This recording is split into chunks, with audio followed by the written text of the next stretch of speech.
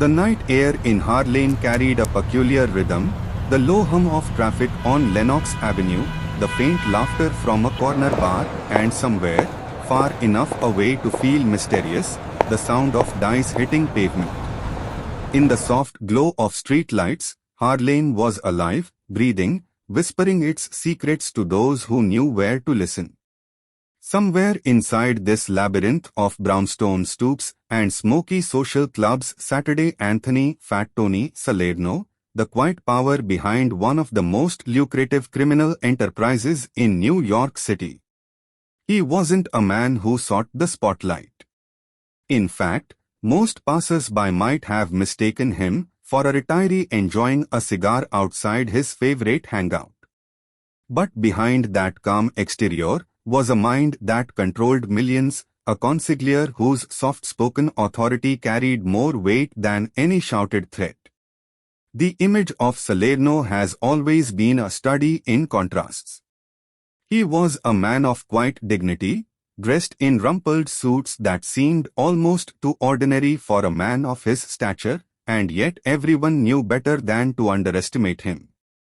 In the world of organized crime, where some men sought fame and others thrived on fear, Salerno occupied a third space, respect. He didn't have to raise his voice, didn't have to flaunt his wealth. The mere nod of his head, the faint wave of his cigar, was enough to move Harlem's underworld into action. This was not the story of a man who reveled in violence or chaos. Instead, it was the story of someone who preferred order, who saw the underworld not as a playground but as a business that demanded stability. As the night deepened, the city seemed to draw its curtains. Storefronts closed, metal gates clanged shut, and the day's noise faded into something softer, almost meditative. In this silence, Harlem's hidden economy came to life. Numbers runners scurried through alleys with betting slips tucked under their jackets. Bookmakers worked out of back rooms lit by a single yellow bulb, their radios tuned to horse races from Belmont or Saratoga. And somewhere in the midst of all this quiet activity sat Fat Tony, puffing thoughtfully, a man who needed no introduction to anyone who mattered.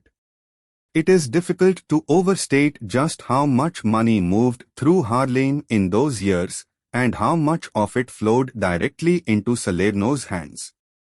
The numbers racket alone was worth millions annually, a tax-free economy that thrived because the community trusted it. If someone hit their number, the payout came, no questions asked. And Salerno's genius was keeping it all running smoothly, no missed payouts, no unnecessary bloodshed, no chaos. He was a businessman in a world that often confused power with noise. And yet, for all his quiet control, there was danger always lurking just outside the frame. The FBI had begun to watch him closely by the 1970s, intrigued by how this soft-spoken man seemed to sit at the center of so many illegal enterprises. Wiretaps, surveillance vans, and undercover agents tried to penetrate the world Salerno had built. But he seemed immune to panic, never rushing, never slipping, as if he knew the rules of a game most others didn't even realize they were playing. It is here, in this tension between power and vulnerability, that Salerno's story truly begins. Because his was not the tale of a man who sought glory or headlines, quite the opposite. Unlike John Gotti, who would later bask in the nickname the Teflon Don, Salerno cultivated anonymity. He kept his power understated, preferring to be underestimated. This was perhaps his greatest skill, making himself seem smaller than he really was, while controlling an empire large enough to make the federal government nervous. Picture this opening moment, a quiet corner in Harlem, a cool breeze carrying the smell of fried food and exhaust fumes, and there, under a faded awning, sits a heavyset man in a fedora. The cigar glows faintly in the dark, a slow exhale of smoke rising like a signal. Men approach him not hurriedly, but with a kind of reverence, speaking in low tones. Taking instructions, passing envelopes. No one shouts, no one lingers. It is a meeting of quiet consequence, a council that decides where money will flow, who will be allowed to operate, and what disputes will be settled before the sun rises. The world outside might never know his name. To the newspapers, he was a ghost for many years. To Harlem, he was order itself. This is the paradox that will carry us through his life, the idea that one man could control so much without ever needing to shout. And yet, as with all great underworld figures, the story cannot end in peace. The same calm that kept him safe for decades would eventually be pierced by a relentless new generation of law enforcement, eager to pull the curtain back on the so-called commission, the ruling council of the five families of New York. What happened next would change organized crime forever. But for now, we linger in the quiet, the smell of cigar smoke in the air, the sound of muted laughter from the Palma Boys Social Club, and the knowledge that every decision made here tonight will ripple through Harlem by morning. The city sleeps, but under its surface, Fat Tony Salerno is wide awake, playing the long game, moving the pieces on a chessboard only he can see. Anthony Salerno's story truly begins decades earlier, in the narrow streets of East Harlem, where the sounds of immigrant life blended with the rattle of streetcars and the cries of vendors selling fruit from wooden carts. Born in 1911 to parents who had crossed the Atlantic from Italy, little Anthony grew up in a world where survival meant ingenuity, community, and sometimes bending the rules. East Harlem was a patchwork of tenements, stoops, and bakeries with open doors, the air heavy with the smell of bread, garlic, and coal smoke. In the evenings, neighbors leaned from windows to call to one another, and children played stickball until the last light faded. This was the world that shaped Salerno, a place where everyone knew everyone, where reputations mattered, and where opportunity often came from the shadows. Life for Italian immigrants in Harlem was far from easy. Work was scarce, wages low, and prejudice against Italians ran deep. Anthony's father, like many men of his generation, took whatever jobs he could find, hauling, laboring, whatever kept food on the table. But the family was not wealthy, and young Anthony quickly learned the value of hustling to make a few extra cons. By the time he was a teenager, he was running small errands for neighborhood merchants and helping out wherever he could. These were honest beginnings, but Harlem was full of temptations, and the street always offered faster ways to earn money. Even as a boy, Salerno had a presence about him. He was heavyset from a young age, earning him the nickname Fat Tony early on, though never to his face. He carried himself with a quiet confidence, a patience that set him apart from louder, brasher kids. Where others got into constant scraps, Anthony had a knack for calming disputes, stepping between friends before fists flew. In a neighborhood where respect could be earned either by fighting or by thinking, Salerno chose the latter. This talent for keeping the peace would one day become his greatest strength. But the streets had their own education. Harlem in the 1920s was alive with opportunity, and much of it was illegal. The Prohibition era was in full swing, and speakeasies popped up on nearly every block. Bootleggers ran liquor up and down the avenues, and the neighborhood racketeers were making fortunes.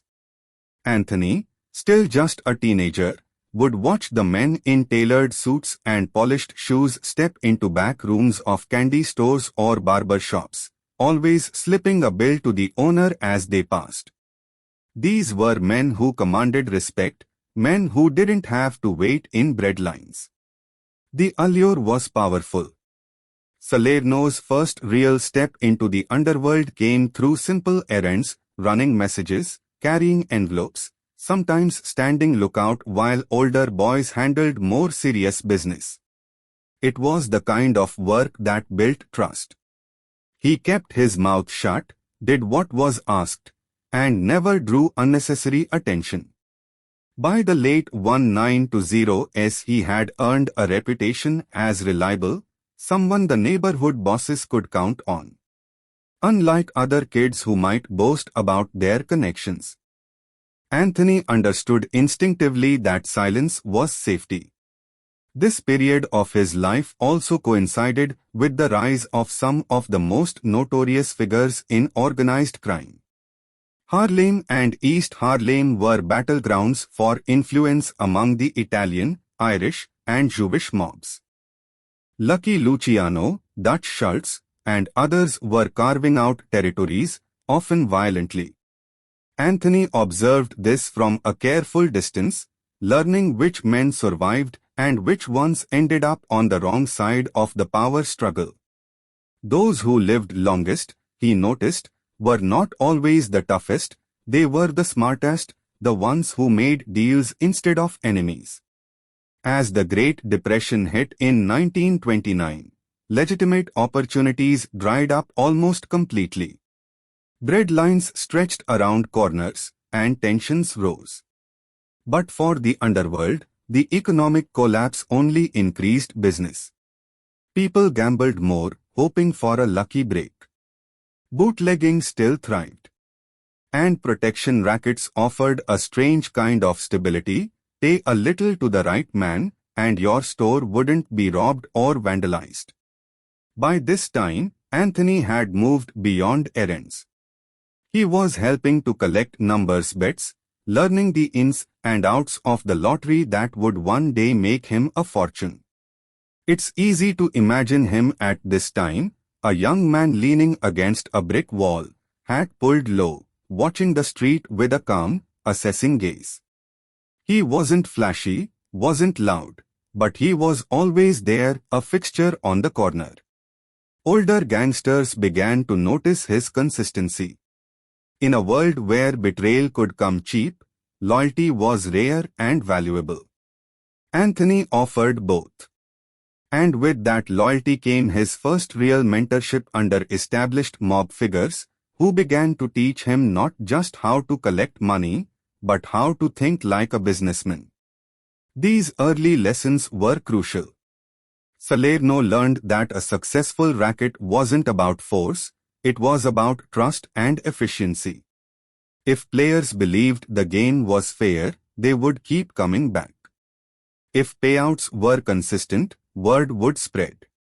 And if disputes were settled without unnecessary bloodshed, business could thrive without police scrutiny. These ideas planted the seed for the empire he would later build. Yet, even in these formative years, there was always risk. Police raids were common, and young Anthony had a few brushes with the law. But he managed to avoid serious charges, thanks in part to his low profile and the protection of men higher up the chain. Each close call reinforced the lesson that discretion was the difference between freedom and a prison cell. By the early 1930s, Salerno was no longer just another kid on the corner. He had begun to stand out, not because of violence or bravado, but because of the quiet authority he carried. People sought him out for advice, for mediation, for introductions. And little by little, the future consigliere was taking shape. He was learning how to listen, how to weigh each word before speaking, how to let others think they had won while guiding them toward the decision he wanted all along. This was the man who would one day sit at the top of Harlem's underworld. But for now, he was still just Anthony, the son of immigrants, watching, listening, learning. The streets of East Harlem were his classroom, the gangsters his teachers, the constant hum of survival his background music. And as the decade wore on, as prohibition ended and the mafia reorganized itself into a more structured, corporate-like entity, Anthony Salerno was perfectly positioned to rise with it. The first steps into crime are rarely dramatic. For Anthony Salerno, they were as quiet and deliberate as the man himself. By the time the 1930s reached their midpoint, he was no longer the neighborhood errand boy. He had become a trusted presence, a man who could be relied on to keep the wheels of Harlem's underground turning smoothly. This was the era when Anthony began to taste real money and real risk. The numbers racket was thriving, and Salerno was now more than just a collector. He handled money, kept records, and learned the importance of keeping everything organized. Picture him in a dimly lit back room, perhaps the rear of a candy store or a small social club. The air thick with smoke, the walls yellowed from years of cigars and coffee steam. A single bulb swings above a wooden table, where piles of betting slips are sorted into neat stacks. Anthony sits quietly, adding figures in his head, making sure the math checks out. There is no flash, no bravado, just the slow, careful work of a man building a reputation for being thorough. This was the part of the criminal world few outsiders ever saw, not gunfights in alleyways, but paperwork, ledgers, schedules. And Anthony excelled at it. But the streets were never without danger. Competition was fierce, and Harlem had no shortage of men willing to use violence to take over a lucrative corner or to muscle in on another cruise operation. Salerno's gift was in avoiding unnecessary bloodshed. He had an ability, even then, to negotiate peace, to convince two sides to split profits rather than spill blood. He wasn't yet a boss, but already, people were coming to him for decisions. Of course, the law was always watching. During this period, Anthony had his first run-ins with police. Arrest records from the 1930s and 1940s show a handful of charges: illegal gambling, numbers running, bookmaking. But they were always minor, and Anthony always seemed to slip free. Sometimes the case was dismissed for lack of evidence, other times witnesses mysteriously forgot what they had seen. Whatever the reason, Salerno gained a reputation as a man who could stay out of real trouble even when everyone knew what he was doing. It was a skill that would serve him for decades to come. By the 1940s, Salerno had fully stepped into the life of a mobster. The Genovese crime family, still solidifying its power under the leadership of bosses like Lucky Luciano and Frank Costello, was expanding its operations in Harlem, and Anthony became a valuable asset. His ability to generate money without attracting headlines caught the attention of higher-ups. In a world where loyalty and reliability were prized above all, Salerno was beginning to look like a future-made man. One of the key lessons Anthony learned during these years was the power of discretion. While other mobsters of his generation flashed their earnings, new cars, expensive suits, flashy jewelry, Salerno stayed modest. He dressed simply, lived relatively quietly, and avoided drawing attention. This low-key approach allowed him to survive when others were being targeted by law enforcement or rival crews. He understood, perhaps better than most, that the true currency of organized crime was not fear but longevity. Imagine him walking down 116th Street on a cool spring evening, fedora tipped forward, hands in his pockets. He stops to chat with a shopkeeper, shares a joke with a newsstand vendor, slips a small bill to a boy sweeping the sidewalk. He moved through Harlem not as a terror, but as a presence, respected, recognized, and quietly feared by those who crossed him.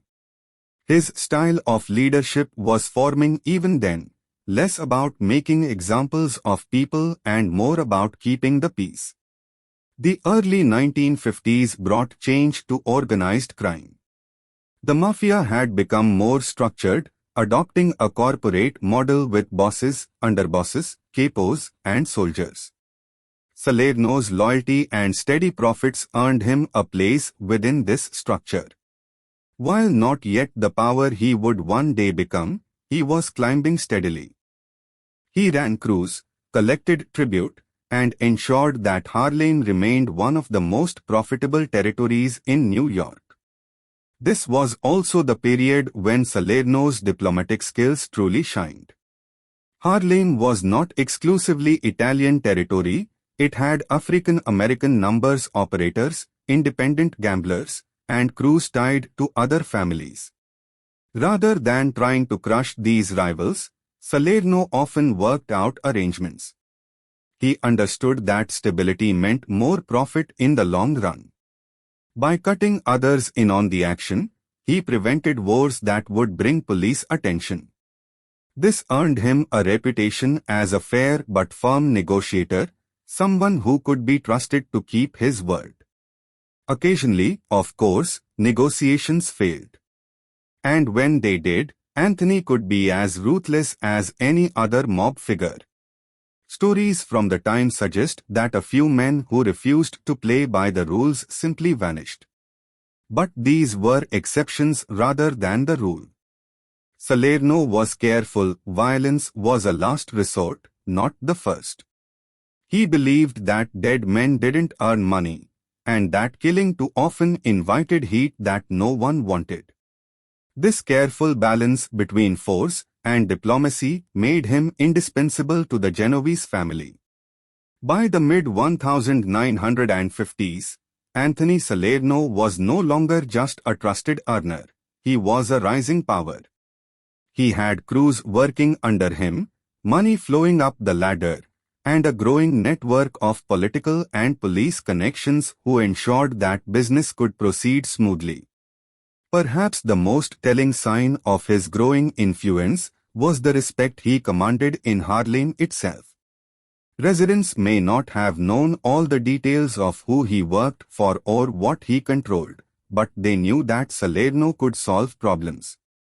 If there was a dispute over territory, a robbery that needed to be avenged, or a storekeeper being harassed, Salerno could step in. He became, in a sense, an unofficial mayor of Harlem's underworld, the man you went to if you needed something fixed. And yet, even at this point in his rise, Salerno remained patient. He did not grab for power too quickly. He understood that the men who rose too fast often burned out or were cut down by rivals. Anthony played the long game, content to build slowly, to keep earning, to keep building his network of trust. It was this patience, this almost Zen-like calm, that would eventually carry him to the very top. By the end of this chapter of his life, Salerno had transformed from a street kid running errands into a respected soldier in the Genovese family. He was on the path to becoming something much greater, though few could have guessed just how far he would go. The boy who once watched the gangsters from the corner now sat among them, sharing coffee, making decisions, and quietly preparing for the day when he would control Harlem's millions. By the late 1950s and early 1960s, Anthony Salerno had grown beyond the level of a respected soldier. He was no longer just an earner, he was an organizer, a man shaping Harlem's underworld in his image. The numbers racket, the very heart of Harlem's shadow economy, was becoming his masterpiece. What had once been a loose and chaotic game of street runners and independent operators was slowly transformed into a sophisticated, efficient enterprise under Salerno's direction. The numbers game was simple enough in theory. Players picked a three-digit number, usually based on something personal, an anniversary, an address, even a dream they had the night before. They would place small bets, sometimes as little as a nickel or a dime. If their number came up, they could win big, often hundreds of dollars, life-changing money for working-class families in Harlem. For decades, the game had been part of the community's culture, and Salerno understood that better than anyone. He saw it not just as a racket, but as a service, a way of giving people hope. Under Salerno, the operation became streamlined. He recruited a reliable network of runners, writers, and pickup men, each with their own designated territory. The runners went door to door or worked out of candy stores and barber shops, taking bets and recording them carefully on slips of paper. Writers, trusted individuals, who managed the accounting, tallied the wagers and calculated payouts. Pickup men made their rounds daily, collecting money and delivering it to headquarters. Every link in the chain was crucial, and Salerno made sure each man was paid well enough to stay loyal. Imagine the rhythm of a single day in Salerno's Harlem operation. Early in the morning, housewives and shopkeepers quietly hand over their wagers, sometimes scribbled on scraps of paper. By noon, runners move quickly from block to block, gathering bets like clockwork. In the afternoon, the pickup men make their rounds, and by evening, all the day's numbers are consolidated. When the winning number is announced, usually based on the closing figures of the stock market, payouts are distributed swiftly and without excuses. The system runs like a machine, one that Salerno keeps well-oiled. And money, so much money, flowed in. The numbers game generated millions of dollars every year, most of it tax-free, and Salerno took a cut of every dollar. Yet, rather than spend it recklessly, he reinvested it into expanding operations, paying off police, and keeping competitors at bay. He understood that stability was key. If the game ever looked rigged or dishonest, the players would stop betting. Trust was as valuable as cash. Salerno's genius wasn't just in organization, it was in diplomacy. Harlem's underworld was not a monolith. African-American operators had been running numbers games in the neighborhood long before the mafia arrived, and tensions could easily flare. Salerno, instead of trying to wipe out the competition, made deals. He offered partnerships, profit sharing, and protection. By cutting others in on the action, he avoided bloody turf wars that would have attracted police attention and disrupted business. There's a quiet brilliance in this approach. Where others saw rivals, Salerno saw opportunities for cooperation. This ability to create alliances earned him respect on all sides. Harlem's independent operators might not have loved answering to an Italian boss, but they respected the fact that Salerno kept his word, kept the money flowing, and kept the peace. Meanwhile, the Palma Boys Social Club became his unofficial headquarters. Located on East 115th Street, it was a modest little spot from the outside, just another neighborhood social club. But inside, it was Salerno's court. Each day, associates would drop by to pay tribute, discuss problems, and receive instructions. Salerno sat at the center of it all, cigar in hand, listening more than he spoke, deciding who got what, who was to be left alone, and who needed a reminder about the rules. To walk into the Palma Boys was to step into the inner circle of Harlem's underworld. The room was often filled with cigarette smoke and the aroma of fresh espresso. Conversation was quiet but constant, a mix of business talk and neighborhood gossip. Salerno kept the atmosphere casual, even friendly, but everyone understood that serious decisions were being made there, decisions that could make or break a man's livelihood. With his growing empire came growing responsibilities. Salerno had to manage not only the numbers racket, but also bookmaking operations, loan sharking, and other profitable ventures. Each brought in steady streams of income, and each needed oversight. Salerno delegated wisely, appointing trusted lieutenants to oversee different parts of the business, but major decisions always came through him. He was the hub of a wheel that turned Harlem's economy after dark. This was Salerno at his peak as an organizer, efficient, calm, and quietly powerful. Yet, for all the money flowing through his hands, he maintained the same humble appearance. He was rarely photographed in flashy clothes or expensive cars.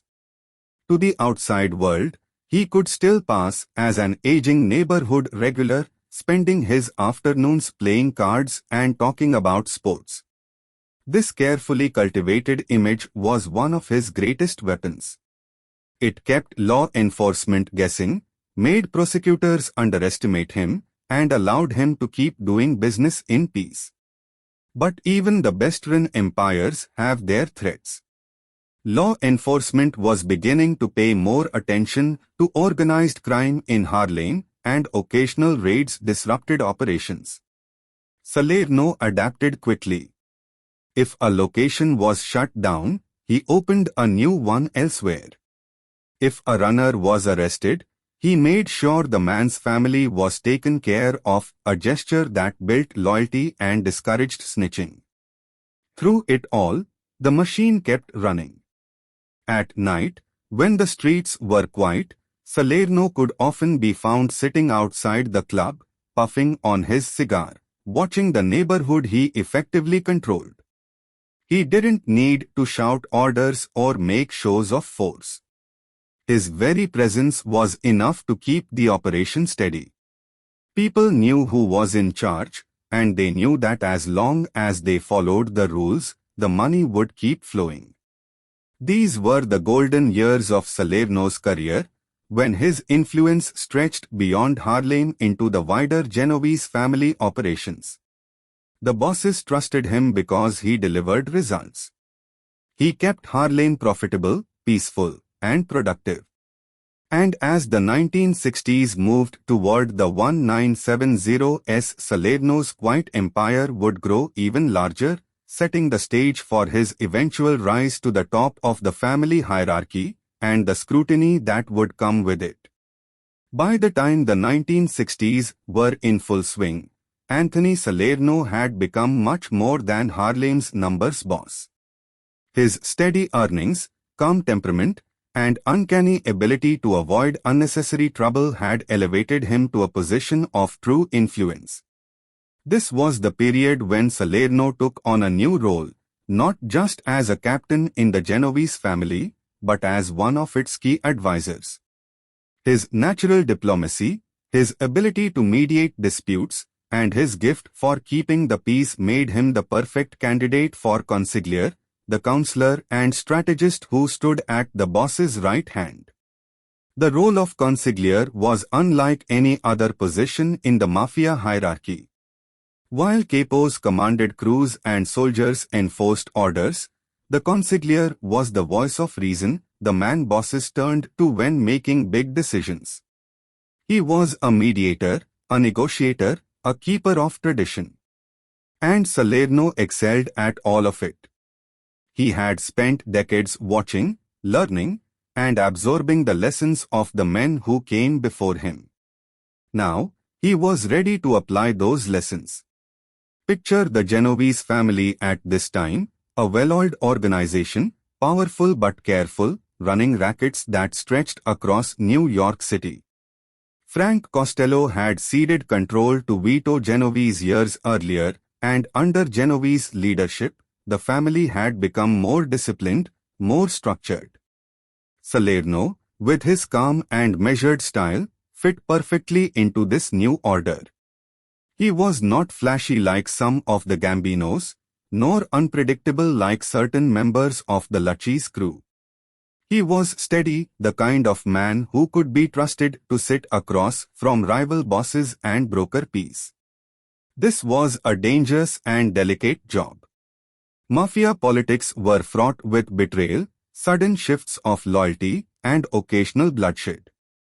But Salerno seemed to navigate it effortlessly. When disputes broke out over territory or union contracts, he was often the man sent to negotiate a solution. His reputation as a fair broker meant that even his enemies were willing to sit down with him. He had a way of speaking that put men at ease, slow, deliberate, never rushed. Inside the Palma Boys Social Club, Salerno's presence took on a new dimension. He was no longer just the man settling local Harlem issues. He was hearing reports from across the city, advising capos on how to handle delicate matters, and passing messages from the top.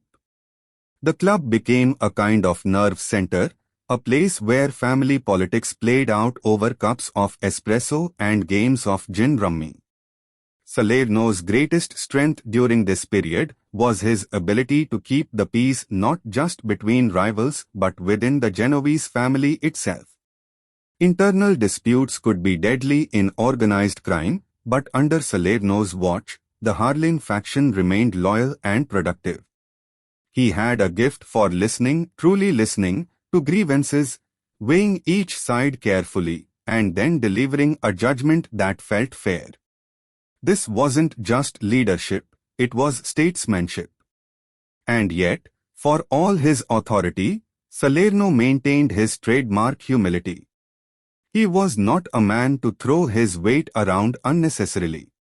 He preferred persuasion to threats and compromise to confrontation. This style was not just effective, it was good business. Violence brought heat, and heat brought law enforcement. Salerno's diplomacy kept the money flowing and the cops at bay. There is a kind of quiet power in the image of Salerno at this stage of his life. Imagine him seated in his favorite chair at the Palma Boys, cigar smoke curling in the air, listening to a capo explain a problem with a rival crew. Salerno doesn't interrupt, doesn't show anger. He nods slowly, asks a few pointed questions, then leans back in thought. After a moment of silence, he delivers his verdict, perhaps a compromise, perhaps a subtle warning to the rival crew, perhaps a new arrangement that leaves everyone satisfied. When he speaks, the room listens. But Consigliere was not just a title, it was a test. Salerno had to navigate some of the most turbulent years in mafia history. Law enforcement pressure was increasing, and the FBI was beginning to take organized crime more seriously. Wiretaps, surveillance, and informants were becoming real threats. Salerno's calm under pressure became a model for others. He never panicked, never lost his cool, even when raids disrupted operations or when federal indictments loomed on the horizon.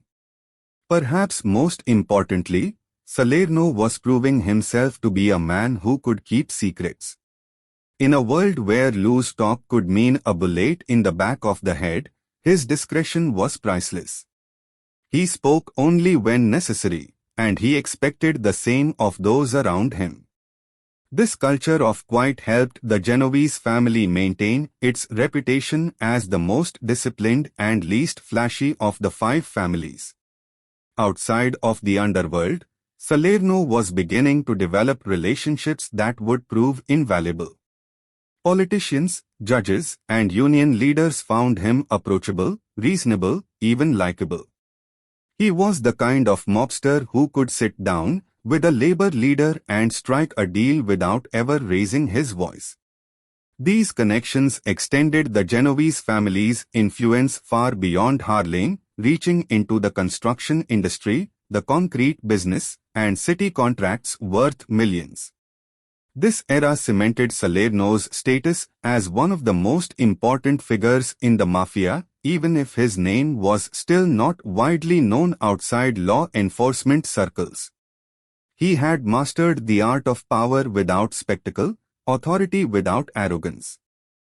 His transformation from Harlem numbers boss to consigliere was complete, and the stage was set for the next chapter of his life, when circumstances would thrust him into an even more visible role, one that would make him a target not just for rivals, but for the full force of federal prosecutors. And yet, as we leave this moment in his story, there is a sense of calm.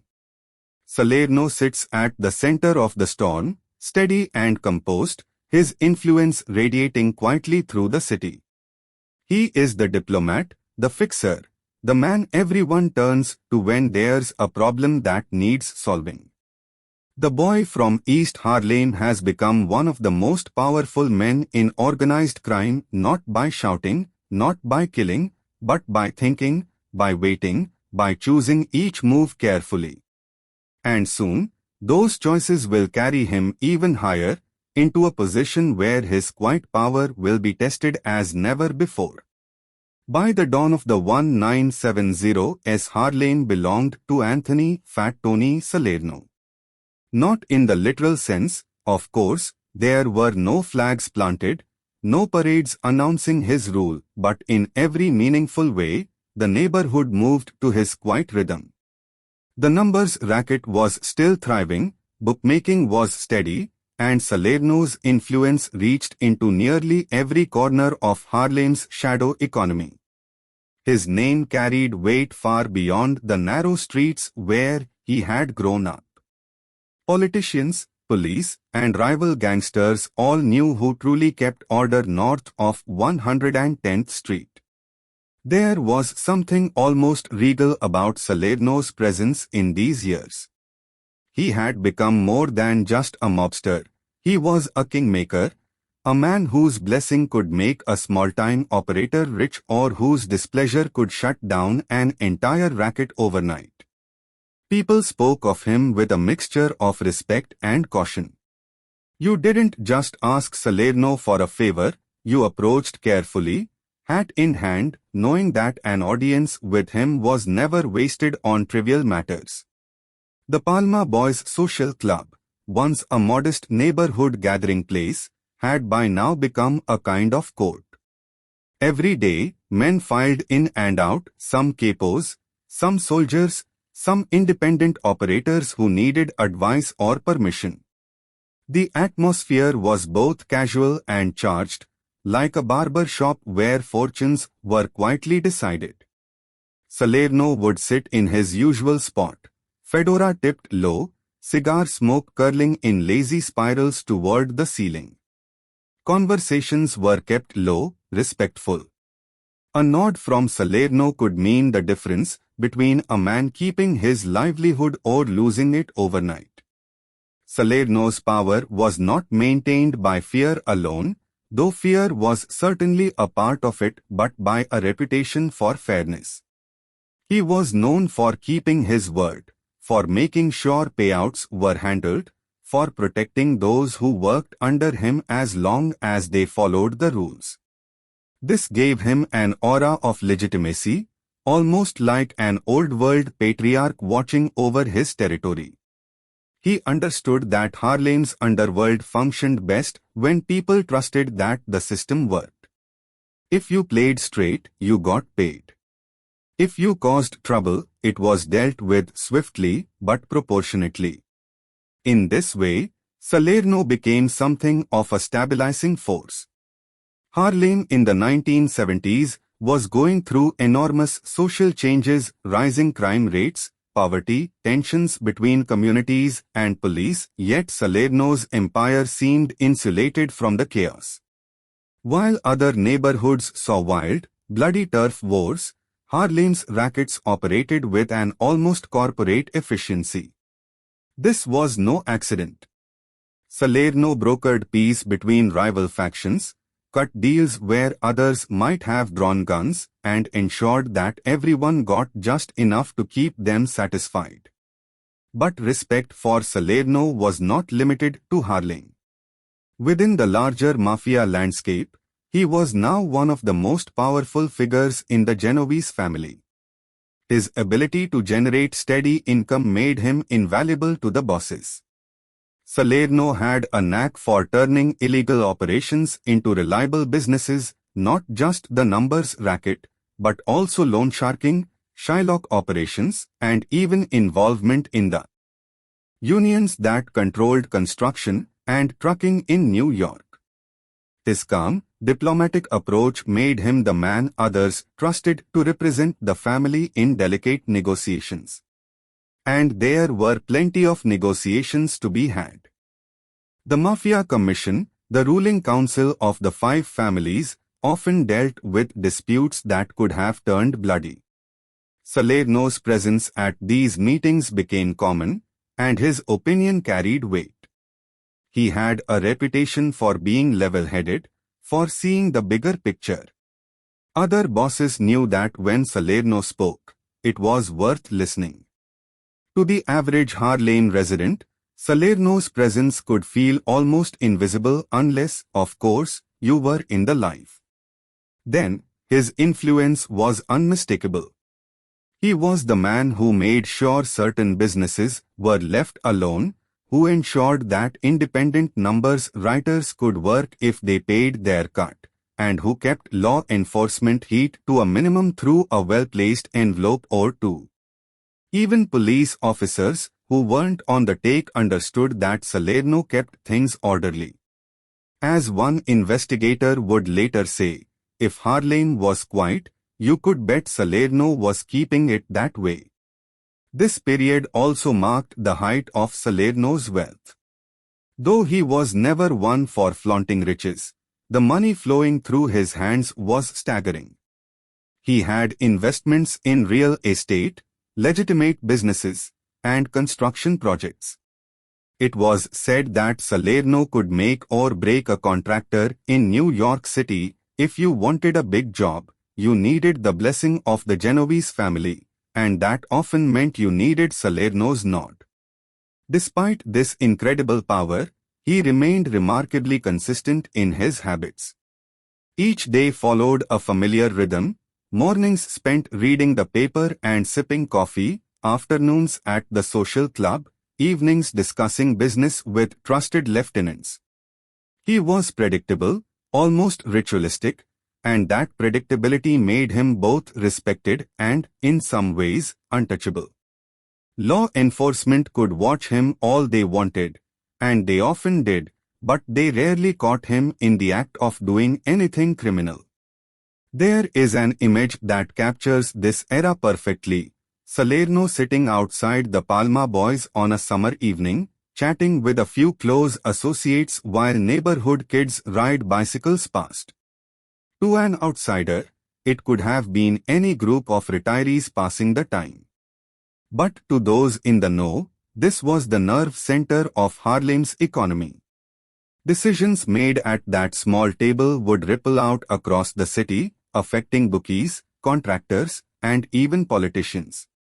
And yet, this quiet reign was not without its undercurrents of danger. Salerno's dominance meant he was a target, not just for law enforcement but for ambitious rivals within and outside the family.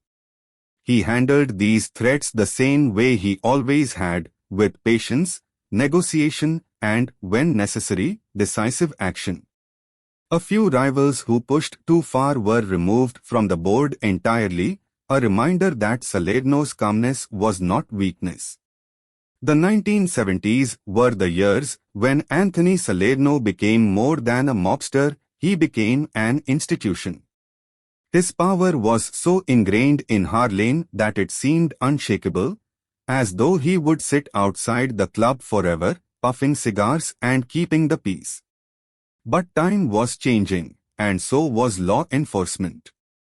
The FBI was no longer content to watch from a distance.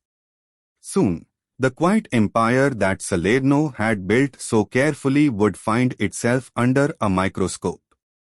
And when that happened, the very discretion that had kept him safe might no longer be enough. For now, though, Salerno reigned supreme. Harlem's millions flowed steadily, disputes were settled with a handshake, and the man in the fedora remained the calm center of a turbulent world. He had become Harlem's kingmaker, respected, feared, and perhaps even admired, and his story was moving steadily toward the moment when all of New York, and the rest of the country, would finally know his name. For all his calm demeanor and gift for diplomacy, Anthony "Fat Tony" Salerno was no saint. The underworld was not a place where kindness alone kept order. There were moments, rare but unforgettable, when words were no longer enough, when someone challenged the system Salerno had worked so carefully to build. In those moments, Harlem was reminded that beneath the soft-spoken consigliere was a man who could be as cold and decisive as any mafia boss. Salerno had always preferred to solve problems with quiet meetings, profit-sharing agreements, or carefully negotiated truces. But organized crime is a world built on respect, and respect sometimes required reminders. When rivals became reckless, when someone tried to cheat the numbers operation, or when an outsider attempted to muscle into Harlem without permission, Salerno did not hesitate to make an example. The lesson was always clear: peace was available, but only on his terms. Picture one of these moments. It might begin as an ordinary day at the Palma Boys social club. Men come and go, dropping envelopes, exchanging news. But inside, in a back room away from the regular card players, Salerno is holding a quiet meeting with his trusted lieutenants.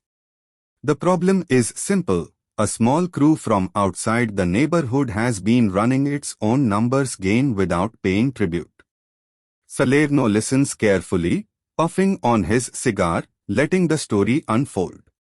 He asks a few pointed questions. How much money are they making? Have they been warned? Can they be reasoned with? When the answers come back unsatisfactory, Salerno nods once. The decision is made. What follows is not loud or dramatic. A message is sent. Sometimes it is just a conversation, a friendly visit from one of Salerno's men, explaining the rules and offering a chance to make things right. Most people took that offer seriously. But if they didn't, the consequences escalated. Storefronts might suddenly find their windows shattered. Cars might be vandalized. And if the lesson still wasn't learned, the problem might disappear entirely, not metaphorically, but literally. These incidents were rare, but their rarity was what made them so effective. Salerno didn't have to unleash violence often because when he did, it was memorable enough to echo across Harlem. People understood that crossing Salerno was not worth the risk. The streets had a way of keeping score, and word spread fast when someone defied the Harlem boss and paid the price. Even law enforcement noted this pattern. Detectives who tracked Salerno's activities often remarked on how Harlem stayed relatively calm under his reign. There weren't endless shootings or public gang wars, but when violence did occur, it was usually quick, targeted, and final. Salerno's method was surgical. He believed that excessive bloodshed was bad for business. Violence was a tool, not a pastime. There were also moments when Salerno used intimidation rather than outright force. A man might be summoned to the Palma Boys, sat down in front of Salerno, and asked a few quiet questions.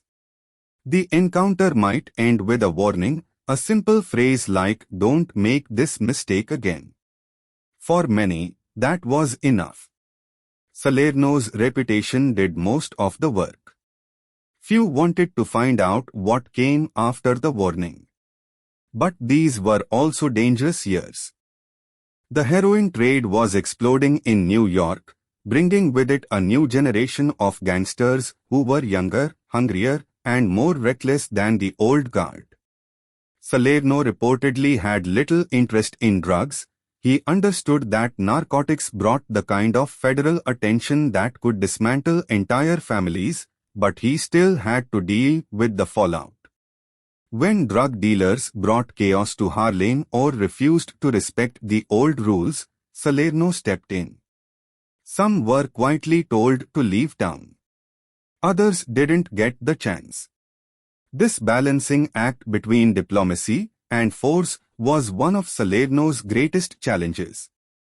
He knew that every act of violence risked attracting police attention, but he also knew that failing to act could be worse.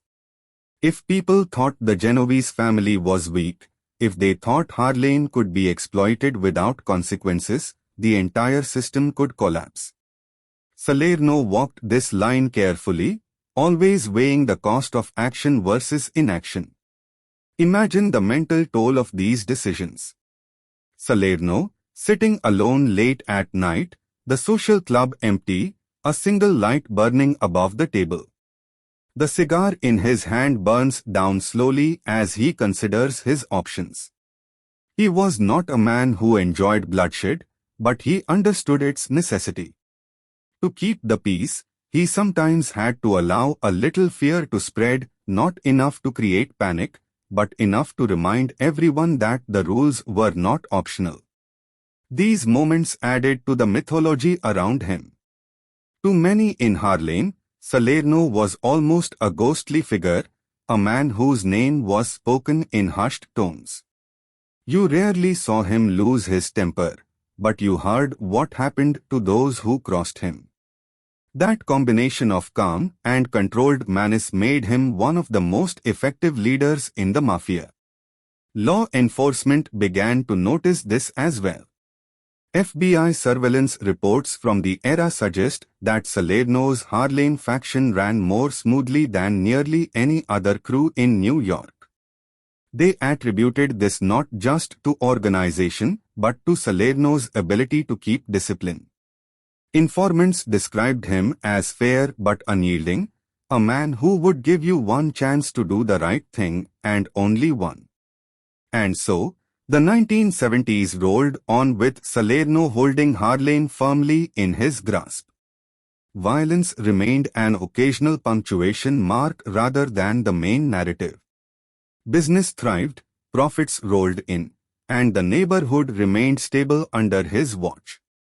But with each problem solved, each rival dealt with, Salerno became more visible not just to his allies and enemies, but to the federal government. The same quiet authority that had made him so effective was now drawing the attention of prosecutors determined to prove that Salerno was not just a neighborhood boss, but one of the most powerful mobsters in America. For now, though, Harlem remained orderly. Salerno had once again struck the balance he valued most: peace maintained through strength, money flowing without interruption, respect secured not through endless bloodshed but through the knowledge that when force was necessary, it would be swift and final. And in that quiet, under the dim light of the Palma Boys Social Club, Fat Tony Salerno continued to play the long game, knowing that the next decade would bring even greater challenges and far greater scrutiny. By the time the 1970s were entering their later years, Anthony "Fat Tony" Salerno had achieved something that few men in organized crime ever managed. He was not merely surviving but thriving at the very center of the storm. Harlem's underworld, once fragmented and volatile, now ran like a perfectly timed machine under his supervision. Money flowed steadily, violence was minimal, and the Genovese family saw record profits coming out of the uptown rackets. But Salerno was no longer just Harlem's quiet power broker. He was becoming something far greater, the public face of the most powerful crime family in New York. Salerno's rise to what many would call the front boss position was both deliberate and subtle. After the death of Frank Tyree in 1981, the Genovese family needed someone to serve as its outward leader, Someone who could attend meetings, deal with rival families, and take the heat from law enforcement while the true power remained hidden. Salerno was the natural choice. He was trusted by the rank and file, respected by rival bosses, and, most importantly, calm under pressure. He could absorb scrutiny without flinching, a perfect shield for the more secretive figures who actually directed the family's strategy from the shadows. The Palma Boys Social Club now functioned as more than just a neighborhood headquarters. It became the unofficial seat of power for the Genovese family. On any given day, its small, smoky rooms buzzed with quiet discussions about union contracts, construction bids, loan sharking payments, and labor disputes. Salerno sat at the center of it all, a steady, reassuring presence who kept the wheels turning. His cigar had become almost a symbol of authority, a silent reminder that Harlem was under careful watch. This was also the era when Salerno expanded the family's reach into New York's lucrative construction industry. Through a network of union contacts, bid-rigging schemes, and payoffs, the Genovese family gained control over which contractors received major building jobs. Concrete cartels fixed prices, guaranteeing profits for mob-connected companies while shutting out competitors who refused to play ball. Salerno's role in this was pivotal. He was the man who approved deals, negotiated disputes between rival firms, and made sure the money flowed smoothly up the chain. Imagine the scope of power this gave him: skyscrapers, bridges, office towers, even city projects, all dependent on the nod of a man sitting quietly in a small Harlem club. Developers knew that if they wanted to avoid strikes, delays, or sabotage, they had to deal with Salerno's people. And they did, often gladly, because Salerno kept his word. If he promised labor peace, he delivered it. This was Anthony Salerno's genius, turning organized crime into a kind of shadow government. The Genovese family didn't just control illegal gambling or Shylock operations anymore. They controlled who worked, who got contracts, and how money moved through the city's most important industries. And through it all, Salerno maintained his trademark discretion.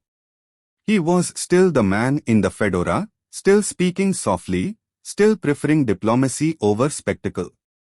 At this point, Salerno's wealth was immense.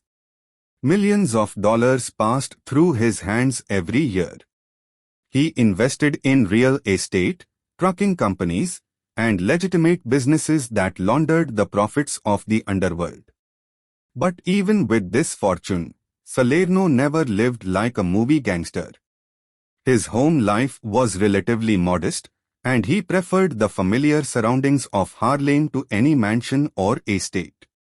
This lack of ostentation made him a difficult target for law enforcement. There were no flashy cars to seize, no gold chains to photograph for the newspapers.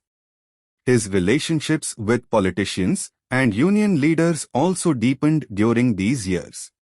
Salerno had perfected the art of the quiet favor: a donation here, a handshake there, a word put in at the right time.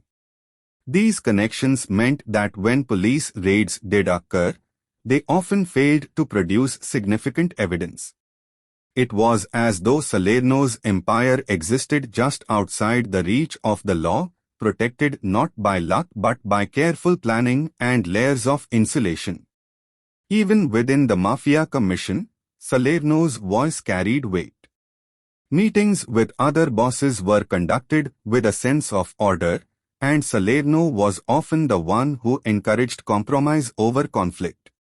While some families became embroiled in bloody wars during the 1970s and early 1980s, the Genovese family remained remarkably stable. This was largely due to Salerno's steady hand. He kept temper cool, reminded others that wars cost money, and always kept the focus on business. But his very effectiveness also made him a prime target for federal investigators. The FBI had begun to shift its strategy, moving away from targeting low-level soldiers and toward dismantling entire organizations through RICO prosecutions. To them, Salerno represented a key piece of the puzzle, the man they believed was running the Genovese family's day-to-day operations. Surveillance teams parked vans outside the Palma Boys Club. Wiretaps were installed. Informants were cultivated. Slowly but surely, a case was being built. And yet, during these peak years, Salerno seemed unbothered by the pressure. He maintained his routine, greeted friends and associates as though nothing was amiss, and kept business moving. If he knew the FBI was listening, he gave them nothing to work with, speaking in code, using trusted messengers, or simply letting silence do the talking. These were the golden years of Salerno's power. Harlem remained under his control. The construction rackets pumped millions into the Genovese coffers, and rival families treated him with deference. To the casual observer, he might still have looked like an aging neighborhood character, sitting outside a clubhouse, puffing his cigar and watching the world go by. But appearances were deceiving. This quiet man was now one of the most powerful figures in organized crime, his decisions shaping the flow of money through an entire city. In a way, this was the culmination of everything Anthony Salerno had been working toward since his youth, a life of quiet power, influence without chaos, wealth without wasteful displays. But even at this height, there was a shadow on the horizon. The FBI's case was growing stronger, the legal system was changing, and the age of the untouchable mob boss was coming to an end. For now, though, Salerno sat calmly in his chair, surrounded by loyal men, the undisputed ruler of Harlem's underworld, perhaps unaware, or perhaps fully aware, that the walls were slowly beginning to close in. Anthony Salerno understood something that few of his peers ever truly mastered: power is most effective when it doesn't need to announce itself. By the time he was serving as the front boss of the Genovese family, Salerno had become a master of appearances. He knew the value of looking harmless, of letting people underestimate him. And so, he leaned into the image that would make him famous: the cigar-smoking, fedora-wearing neighborhood regular who looked more like someone's kindly uncle than one of the most powerful figures in organized crime. Each day, Salerno followed a routine that almost seemed designed to lull law enforcement into complacency. He would arrive at the Palma Boys Social Club in the early afternoon, take his usual seat near the window or just outside the entrance, and spend hours quietly talking with associates. He wore rumpled suits that looked more like something out of a working man's closet than a mob boss's wardrobe. His hat, always tilted just so, became a kind of signature. And of course, there was the ever-present cigar, which he puffed on leisurely as though he had not a care in the world. To an outsider, this picture could almost be comforting. There was no flash, no shouting, no entourage of armed bodyguards creating scenes on the sidewalk. Just an aging man chatting with friends, watching the neighborhood go by, greeting familiar faces with a nod or a quiet word. But those who knew the truth understood that these casual meetings were anything but ordinary. Decisions made here would ripple across Harlem, across New York, even across the entire Mafia Commission. This image worked brilliantly as a shield. While other mobsters were drawing attention with flashy cars, expensive jewelry, and night-clubbing lifestyles, Salerno projected simplicity. He was rarely photographed at big events or splashed across tabloids. The FBI could watch him day after day, But what they saw looked boring: a man playing cards, reading the paper, occasionally stepping aside for a hushed conversation. This low-key behavior made it hard to build a case that would stand up in court. Salerno's ability to maintain this persona was not just about fooling law enforcement. It also had a psychological effect on rivals. By appearing non-threatening, Salerno could draw people in, make them feel comfortable, disarm them before negotiations. Even when he had to deliver bad news or enforce discipline, he did it calmly, almost gently. This approach left people with the eerie sense that they had just been told their fate by someone who was simply doing his job: no malice, no anger, just quiet certainty. One story often repeated by investigators involves Salerno greeting FBI agents who were parked outside the Palma Boys social club. Rather than scowling or hiding, he would sometimes walk right up to their car, tip his hat, and offer them coffee. The gesture was both friendly and mocking, a way of saying, "I know you are here, and I'm not worried." It infuriated some agents but also earned him a grudging respect. The press, when they finally began to take notice of Salerno in the late 1970s and early 1980s, often played into this image. Headlines described him as a grandfatherly figure, a dapper old man who ran his business with quiet efficiency.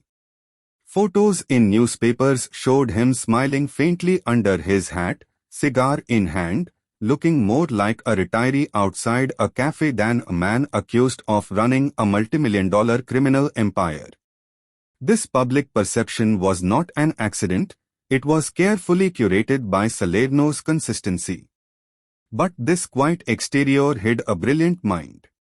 Salerno's ability to remember details, track debts, and manage multiple operations at once was legendary among his peers.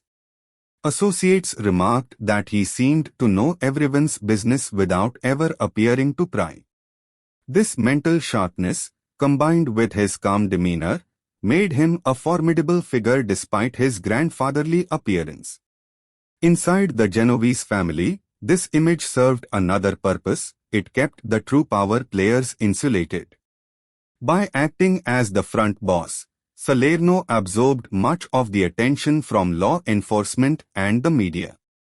This allowed others, like Vincent the Chin Gigante, to operate more secretly in the background.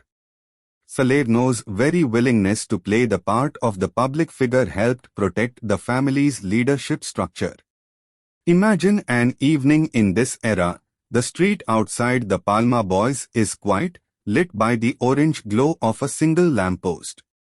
Salerno sits on a folding chair just outside the door, cigar glowing in the dark, listening as a soldier leans down to whisper something in his ear.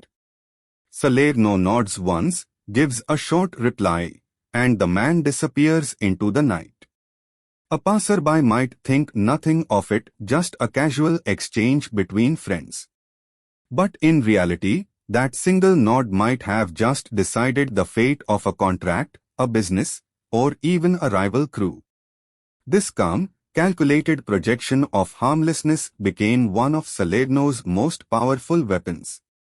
It allowed him to operate for years with minimal disruption, even as law enforcement pressure mounted. FBI agents would later admit that Salerno was among the most difficult figures to pin down because he rarely said anything incriminating, never raised his voice, and always seemed perfectly composed.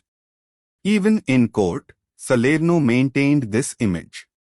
During hearings and trials, he appeared polite, soft-spoken, almost bemused by the proceedings. Jurors reportedly found him charming in an old-world way, which made prosecutors' claims about him being one of the nation's most powerful criminals seem almost hard to believe. This disconnect between appearance and reality was perhaps Salerno's greatest achievement. But as effective as this persona was, it could not last forever. By the early 1980s, the FBI and federal prosecutors had begun to see through the act. Wiretaps and informants painted a different picture, one of a man deeply involved in high-level decision-making, orchestrating multimillion-dollar rackets with quiet precision. The image of the harmless cigar smoker would soon clash with the government's portrayal of Salerno as the most powerful boss in America. For now, though, Salerno's mask remained firmly in place. Each day, he appeared at the club, tipped his hat, puffed his cigar, and played the role of the harmless old man even as he quietly moved pieces across the chessboard of New York's underworld. It was a performance as deliberate as it was brilliant, and for a time, it allowed him to reign in peace. By the early 1980s, the quiet picture Anthony Salerno had so carefully painted was beginning to crack under the relentless gaze of federal law enforcement. For years, the FBI had been content to watch from the sidelines, keeping tabs on mobsters but rarely striking at the heart of their operations.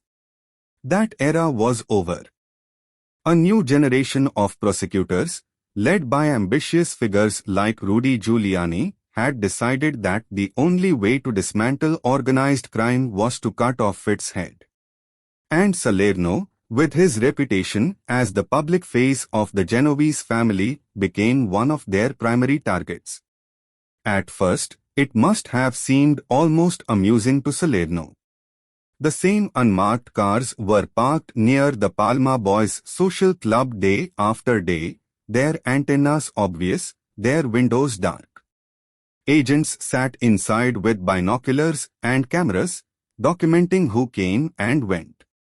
Some days, Salerno would greet them with a little wave or tip of his hat before stepping back inside. But behind the calm exterior, the surveillance was taking its toll. The FBI wasn't just watching anymore, they were listening.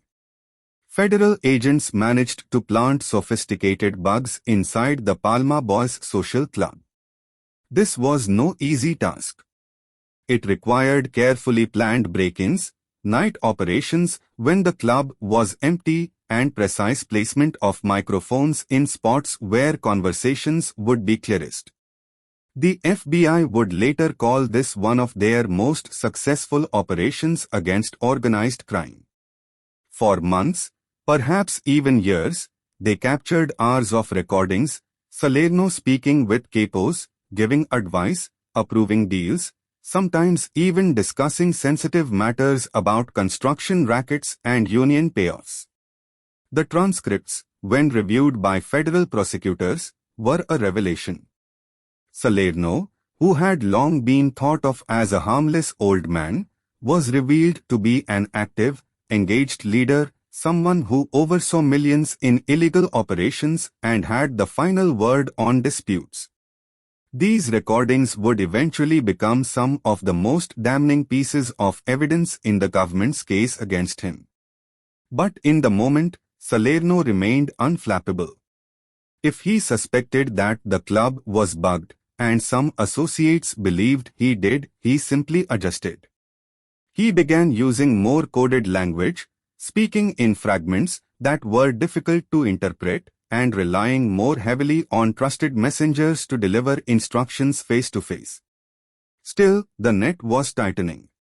Imagine the atmosphere at the Palma Boys during this time. The usual chatter continued, but there was an undercurrent of tension. Associates came and went quickly, speaking in lower tones, watching their words.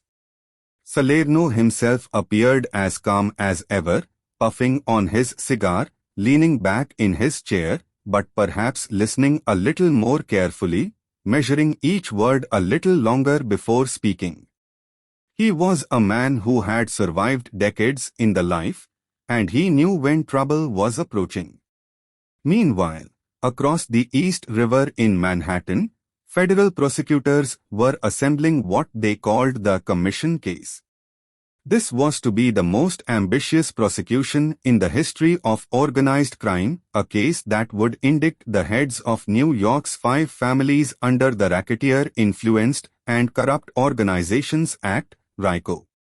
Salerno was placed at the very top of the list.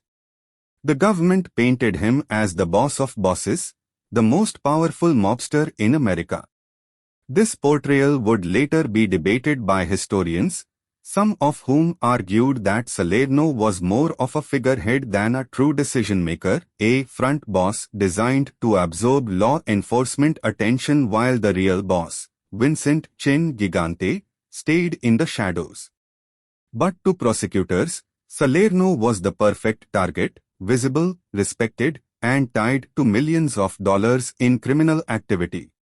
The FBI surveillance extended beyond the club. Agents followed Salerno to meetings, tracked his visitors, and even monitored his phone calls. Wiretaps were placed not just in Harlem but at other locations tied to Genovese operations. Every piece of intelligence was fed into a growing file that would soon be unsealed in court. For listeners, it's easy to imagine this as a slow tightening of a noose. Each day, Salerno would sit outside the club, cigar glowing in the twilight, while across the street, hidden cameras clicked quietly. Each word spoken inside was captured by microphones. Hidden in the walls. The very place that had once been his fortress was now the government's best source of evidence against him. And yet, Salerno gave no outward sign of worry. He continued to hold meetings, continued to oversee business, continued to act as though the surveillance didn't exist. Some say this was part of his genius. He knew that panicking would only make things worse, so he stayed steady, projecting calm to his men even as the storm gathered. This period also saw the FBI flipping lower-level associates, turning them into informants. These men, some facing long prison sentences, agreed to cooperate in exchange for leniency. Their testimony, combined with the wiretap evidence, painted a damning picture of Salerno as the man at the center of Harlem's rackets and one of the key figures on the Mafia Commission. For law enforcement, it was a breakthrough. For Salerno, it was the beginning of the end. The case being built was unlike anything he had faced before. In the past, he had survived arrests and indictments by outlasting prosecutors, waiting for witnesses to recant or cases to fall apart. This time, the evidence was overwhelming, the government determined. The FBI had learned to be patient as Salerno himself, and now they were ready to strike. Still, there is a strange calm in imagining Salerno during this period. Perhaps he understood that the life he had chosen could only end one of two ways, in a coffin or in a courtroom. Perhaps he had made peace with that fact long ago. As the surveillance tapes rolled on and the indictments drew closer, Salerno simply kept showing up, day after day, sitting in his chair, watching the street, puffing his cigar as though nothing had changed. But everything had changed. The quiet empire he had built over decades was no longer hidden in the shadows. The federal government had pulled back the curtain, and soon the whole world would see Anthony "Fat Tony" Salerno not as the harmless old man in the fedora, but as the alleged boss of the Genovese crime family, the man who controlled Harlem's millions. When the indictments finally came down in 1985, it was as though a thunderclap had rolled through New York's underworld. For decades, the Mafia Commission, the secret governing council of the 5 families, had been the stuff of whispered legend. Law enforcement had long suspected its existence, but had never before managed to take it on directly.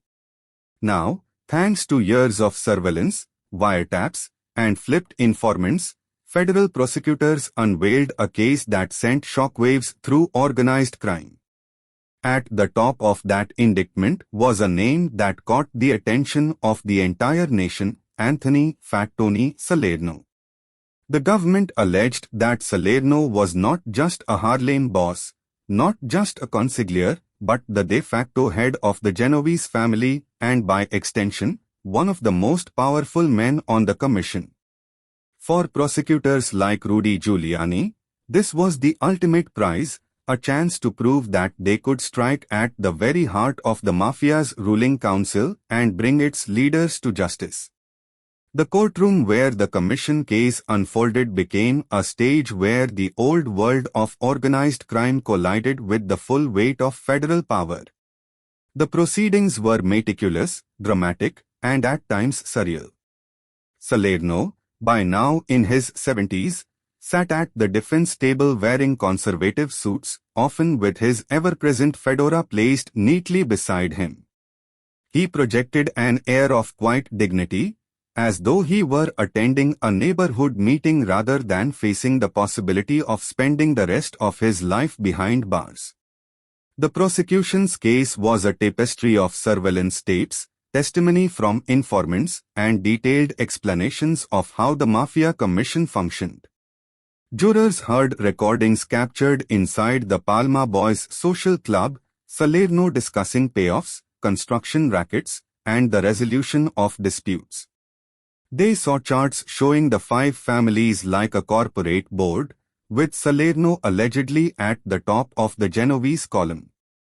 It was the first time many Americans saw organized crime presented not as a collection of independent gangs, but as a structured, almost business-like entity with rules, meetings, and shared profits.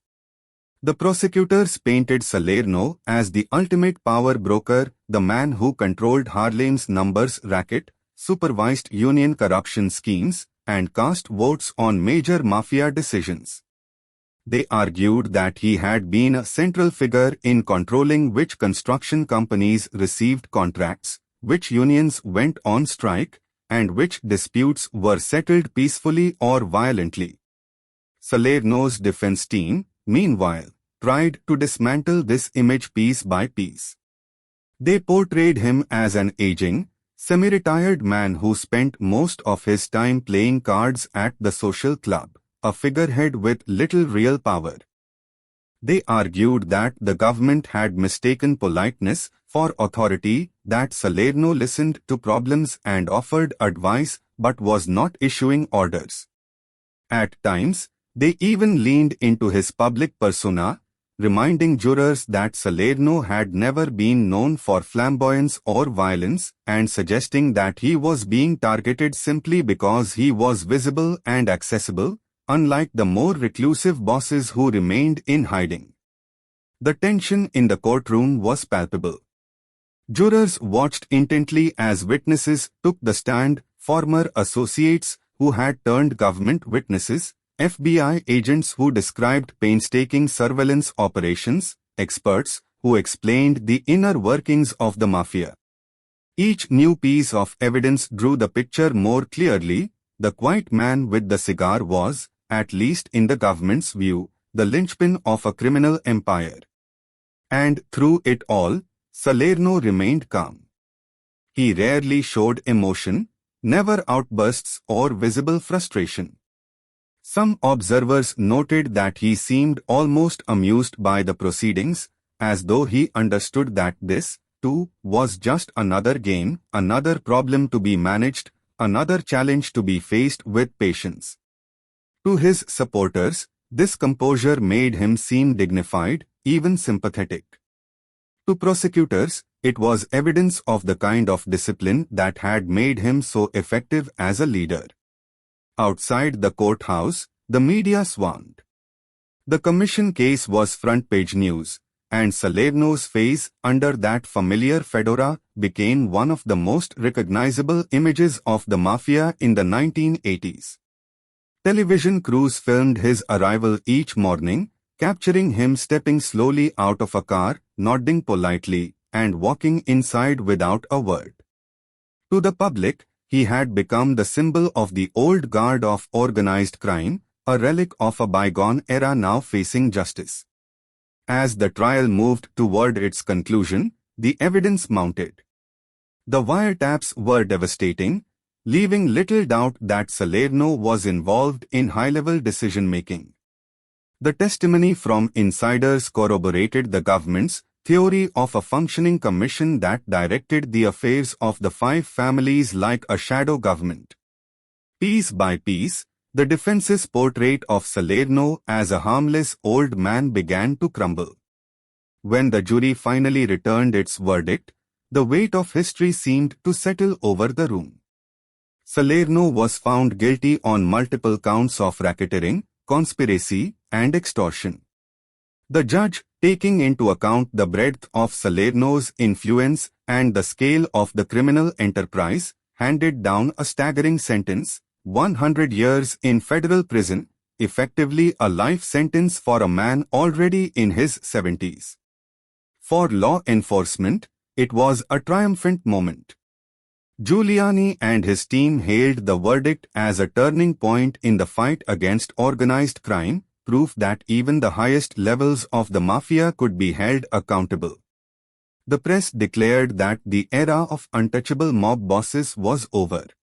For Salerno, the verdict marked the end of decades of quiet rule. Yet even as he was led away, there were no outbursts, no dramatic scenes. True to form, he remained calm, composed, and silent.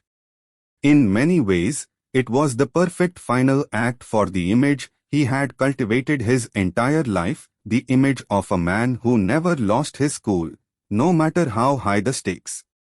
And so, with the stroke of a gavel, the world that Salerno had built began to unravel.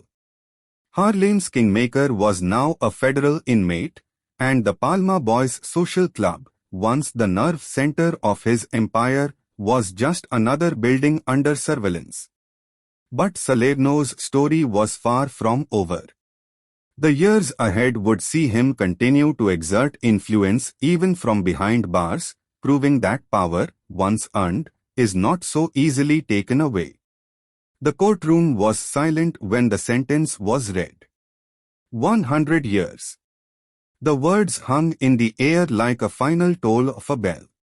For Anthony "Fat Tony" Salerno, who was already in his 70s, the meaning was clear: he would never again breathe free air as a free man.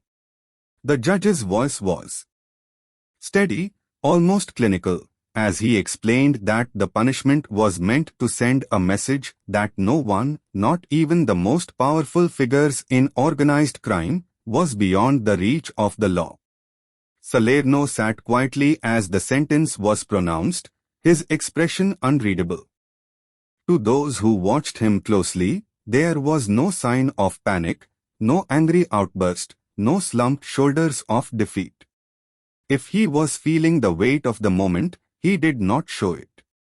He adjusted his glasses, nodded faintly, and glanced at his attorneys as if to say that the matter was settled. In that instant, Salerno embodied the very calm that had defined his entire career. But outside the courtroom, the impact of the sentence reverberated like an earthquake. Newspapers ran headlines declaring the end of an era. The image of Salerno, fedora in hand, escorted by federal marshals, appeared on front pages across the country. To many Americans, he became the face of the mafia crackdown, a symbol of the federal government's new ability to strike at the highest levels of organized crime.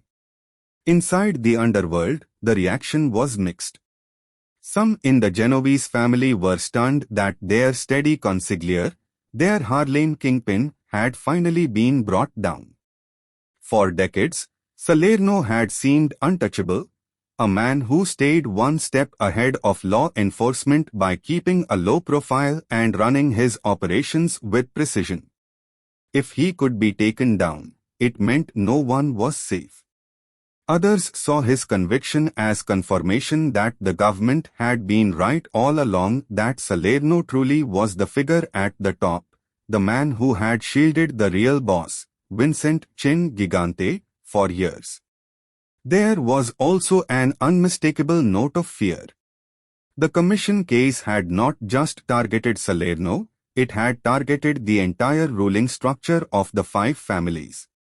With so many bosses and underbosses now convicted, the mafia's traditional system of governance was under siege. Law enforcement had struck a devastating blow, one that would permanently change the way organized crime operated in New York. For Salerno personally, the sentence marked the end of his life as he had known it. He was transferred to federal custody and sent to a high-security facility to begin serving his term. The man who had once sat at the center of Harlem's underworld, surrounded by loyal capos and trusted lieutenants, now found himself in a stark prison cell, his world reduced to concrete walls and regimented routines.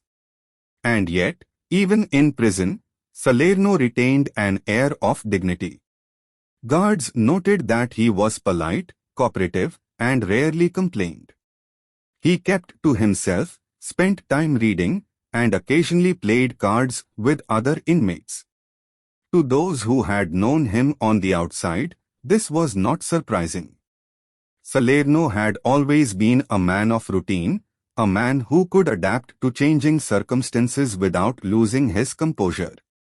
Prison, it seemed, was simply another reality to adjust to. But make no mistake, the weight of the sentence was heavy. Salerno's health was already declining, and the prison environment took its toll. He suffered from strokes, heart problems, and other ailments that made confinement difficult. Visitors reported that he seemed frailer with each passing year, though he remained mentally sharp. Meanwhile, the Genovese family faced a period of transition. Salerno's conviction left a vacuum in leadership, and others moved quickly to fill the gap. The family, known for its ability to maintain order even under pressure, reorganized, with Gigante continuing to guide operations from the shadows. But Harlem was never quite the same. Without Salerno's steady hand, disputes occasionally flared, and law enforcement pressure remained high. For prosecutors, Salerno's sentencing was celebrated as a landmark achievement. Rudy Giuliani, who would go on to become mayor of New York, hailed the case as proof that the mafia was not invincible. The success of the commission case inspired similar RICO prosecutions across the country, dismantling other organized crime networks and sending a clear signal that the golden age of untouchable mob bosses was over. And yet, there was something undeniably poignant about Salerno's downfall. Here was a man who had spent his entire life mastering the art of control over money, over men, over his own emotions, only to find himself at the mercy of a system he could no longer influence. In a way, his calm acceptance of the sentence was the final act of control he could exert. He would not give the government the satisfaction of seeing him break. Imagine him on the day he left the courthouse for the last time. The sky perhaps grey and overcast, a chill in the air. He steps slowly, deliberately, flanked by marshals, his fedora in his hands. Reporters shout questions, cameras flash, but Salerno keeps his gaze steady, refusing to give them more than the faintest expression. This was his way of saying that even in defeat, he remained unshaken. For those who had followed his story, the 100-year sentence felt both inevitable and tragic. Salerno had played the long game for decades, had built his empire brick by brick, and had kept Harlem in order through a mix of diplomacy and quiet strength. Now, all of that was gone, dismantled in a single verdict and locked away behind prison walls. But Salerno's story was not quite finished. Even from behind bars, he remained a symbolic figure, A reminder of a time when Harlem's numbers racket ran like clockwork and when one man's quiet authority kept an entire underworld in line. His conviction may have ended his reign, but it did not erase his legacy. In the years that followed, associates would continue to speak his name with respect, and law enforcement would continue to study the case that had finally brought him down. Prison is a world unto itself, a place where time slows, where routines take on a relentless rhythm, and where even the most powerful men must learn to live under someone else's rules. For Anthony "Fat Tony" Salerno, stepping into that world in the late 1980s was like entering a new phase of existence. Gone were the afternoons at the Palma Boys Social Club, the cigar smoke curling lazily in the air, the respectful nods of soldiers and capos. In their place were metal bars, count times, and the clanging of gates echoing down concrete corridors. Salerno was already in his 70s when he began serving his 100-year sentence, and prison life hit him hard. His health had been declining even before his conviction. Strokes, high blood pressure, and heart problems plagued him, and incarceration only worsened those conditions. But true to form, Salerno faced this new reality with quiet dignity. He did not complain, did not lash out. He simply adapted. In many ways, Salerno's approach to prison life mirrored the way he had run Harlem's underworld: steady, measured, patient. He followed the routines, kept his space tidy, and earned the respect of both fellow inmates and corrections officers. He was known to be polite, even gentlemanly, to staff, never causing trouble, never making unnecessary noise. Some guards later recalled that Salerno carried himself with the air of a man who still had authority, even if the outside world no longer saw it. Despite the physical limitations of confinement, Salerno remained mentally engaged. Visitors reported that he still wanted to hear about what was happening on the outside, about the state of Harlem, about who was running which rackets, about how the Genovese family was adapting. Though he could no longer sit at the center of the table, his advice was still sought. Messages were passed discreetly through attorneys and trusted visitors, allowing Salerno to maintain at least some measure of influence over the family he had helped steer for so many years. This was not unusual in the world of organized crime. Many bosses and high-ranking figures continued to exert control from prison, and Salerno was no exception. His opinions still carried weight, even if they were now delivered from behind a pane of thick glass during visiting hours. Associates would later say that his word was still law, that decisions were still made with an eye toward what Salerno would have wanted. But prison also forced Salerno into long hours of solitude, and with that solitude came reflection. One can imagine him in the stillness of his cell at night, the prison quiet except for distant footsteps and the occasional clang of a gate.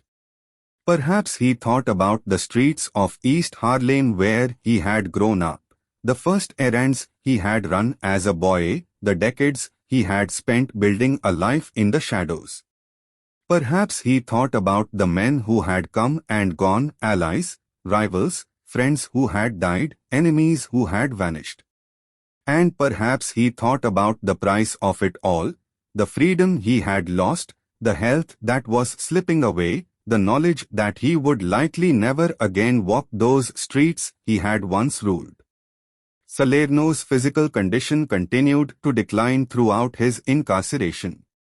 He suffered multiple strokes, leaving him partially paralyzed at times.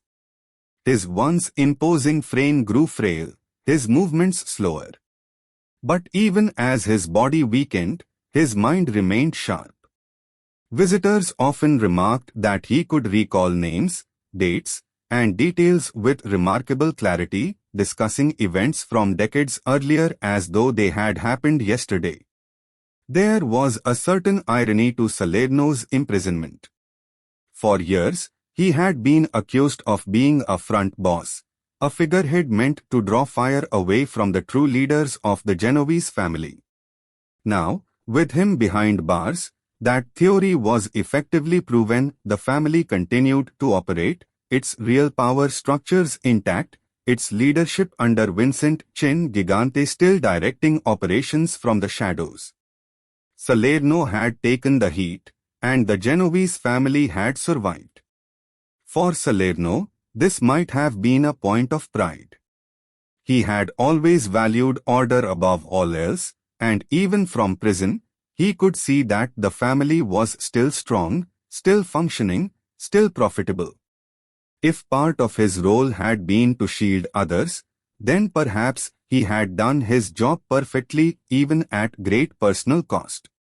Life behind bars was not without small moments of humanity. Salerno reportedly enjoyed playing cards with a few select inmates, sharing quiet conversations over instant coffee in the common area, and reading newspapers to keep up with current events. These simple routines may have given him a sense of normalcy, a way to hold on to a piece of the life he had once known. Still, there is a melancholy that hangs over this period of his life.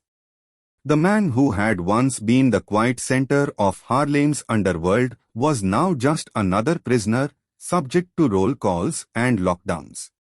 The cigar smoke was gone, replaced by the sterile smell of prison corridors. The respect of soldiers and capos was replaced by the impersonal voice of guards ordering inmates to line up. And yet, Salerno never seemed to lose the essence of who he was. Even in prison, he remained calm, dignified, and deliberate. If anything, confinement seemed to magnify those qualities.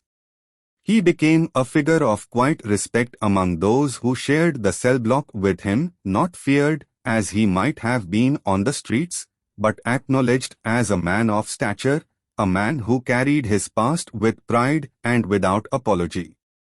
In this way, Salerno's prison years were the final stage of his transformation. The Consigliere who had once mediated disputes in Harlem now lived in an environment where every day was a test of patience and endurance.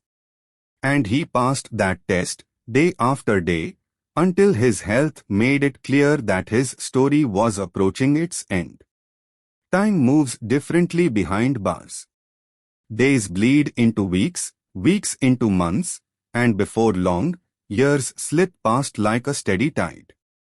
For Anthony "Fat Tony" Salerno, prison became a place where the past and present existed side by side, where every echo in the cell block could remind him of the laughter at the Palma Boys Social Club, and every clang of a gate could remind him of the freedom he once commanded so effortlessly.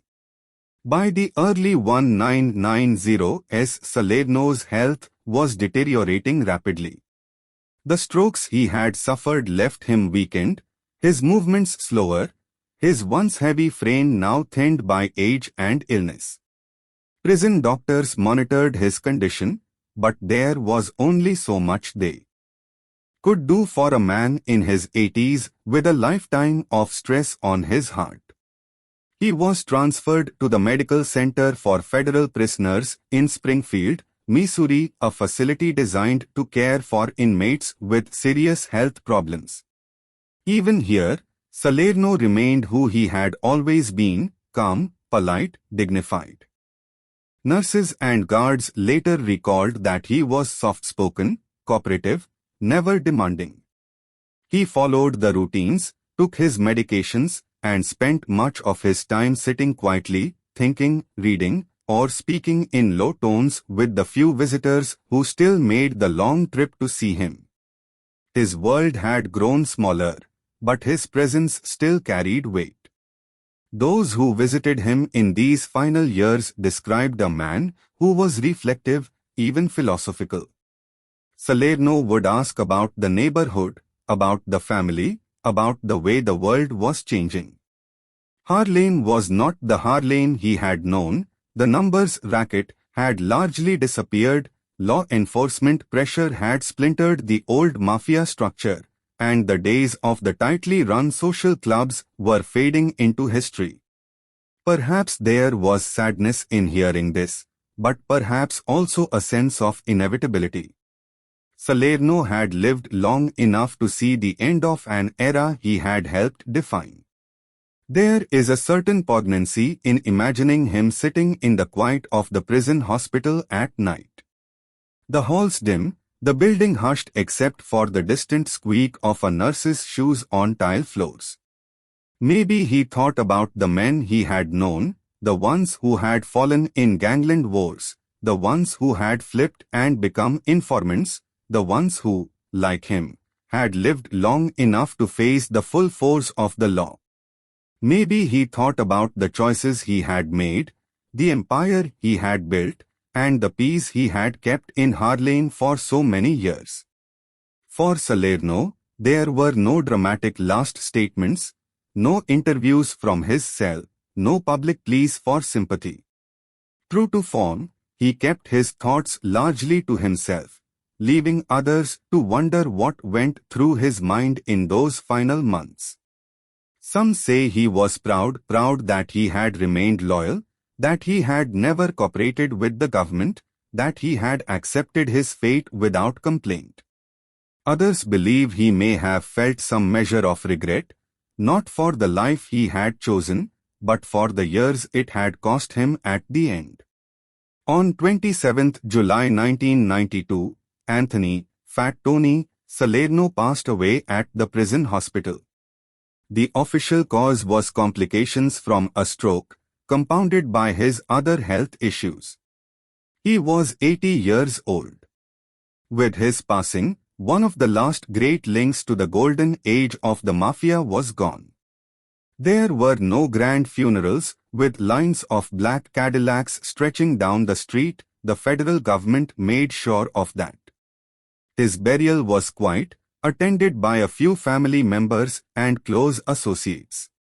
News of Salerno's death made headlines briefly, a reminder of a man whose name had once been synonymous with the highest levels of organized crime. The obituaries called him the alleged boss of the Genovese crime family, a title that some still debate to this day. Was he truly the boss, or merely the front man for Vincent Chin Gigante? In the end, perhaps it didn't matter. Salerno had lived as though he were the boss, carried himself as though he were the boss, and bore the weight of the boss's punishment. In Harlem, his passing was felt like the closing of a chapter. The Palma Boys Social Club, once alive with conversation and decision-making, now stood mostly quiet, a relic of a time when its small rooms held the fate of millions of dollars in action. Older residents remembered him as the man who had kept order, who had made sure the numbers game was fair, who had kept the peace even in turbulent years. Younger generations knew him only as a name in the newspapers, a story from their parents' and grandparents' time. There is a certain stillness in the way Salerno's story ends. No shootouts, no betrayals, no violent demise in the street. Instead, the man who had lived his life by the rules of discretion died quietly in federal custody, his legacy left for history to interpret. Some see him as a criminal mastermind, others as a reluctant boss who shouldered a burden for the good of the family. But all agree on one thing: Anthony Salerno was a man who carried himself with calm authority until the very end. And so, with his death, the smoke finally cleared over Harlem. The cigar that had glowed in the night for decades was gone, the steady hand that had kept the underworld running had been stilled. The world had changed, and Salerno's era, an era of whispered deals, of quiet diplomacy, of power without spectacle, had passed into history. When word spread that Anthony, Fat Tony, Salerno had died in federal custody in 1992, Harlem reacted with a mixture of quiet acknowledgement and nostalgic reflection. For decades, Salerno had been the steady hand that kept the neighborhood's underworld running smoothly. His presence had been so constant that it was hard to imagine Harlem without him, the man in the fedora, the cigar smoke curling in the doorway of the Palma Boys Social Club, the quiet authority that kept disputes from boiling over. With his passing, an era truly ended, and Harlem began to feel the difference almost immediately. In the short term, the Genovese family did what it had always done best: it adapted. Leadership quietly shifted to others, with Vincent Chin Gigante continuing to direct operations from the shadows. The family had long been known for its ability to absorb losses and maintain stability even when bosses were imprisoned or killed. Salerno's death was no exception. Within weeks, new figures stepped into the roles he had once filled, keeping the rackets running, ensuring that money still flowed, and maintaining the Genovese reputation as the most disciplined of the five families. But something intangible had changed. Salerno had been more than just a moneymaker. He had been a stabilizing force, a mediator, and a figure who commanded respect across Harlem's diverse underworld. Without him, old tensions occasionally flared. Some smaller operators tried to take advantage of the transition, pushing boundaries that Salerno had once kept firmly in place. Others simply left the life altogether, sensing that the golden years were gone and that the risks were no longer worth the dwindling rewards. Law enforcement pressure remained intense. The success of the commission case had emboldened prosecutors and federal agents who continued to pursue RICO cases against mob figures throughout the 1990s. Surveillance, wiretaps, and informants became increasingly common tools, making it harder and harder for organized crime to operate in the shadows. The Harlem numbers racket, once the beating heart of Salerno's empire, had already been eroded by state lotteries and changing habits, and in the years following his death it declined even further. The Palma Boys Social Club, once the unofficial headquarters of Harlem's underworld, eventually closed its doors. For years after, the building stood as a quiet reminder of what had once been a place where fortunes had been made, disputes had been settled, and a man with a cigar had decided the fate of millions of dollars in action. To longtime residents, walking past it could stir memories of a different Harlem, one where Salerno's calm authority had been part of the neighborhood's very rhythm.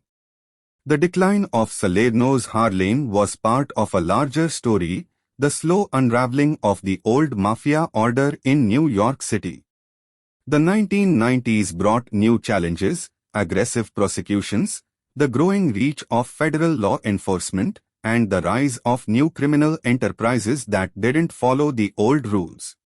Street gangs, drug crews, and other groups began to fill the void left by the mafia's retreat, but they lacked the structure and discipline that had once kept violence relatively controlled. For some, this shift made Harlem feel more chaotic. Salerno's version of organized crime, for all its illegality, had been strangely predictable. There were rules, there was a sense of order, and disputes were usually handled quietly. After his death, the new generation of criminals was less patient, quicker to resort to violence, and far less concerned with keeping the peace.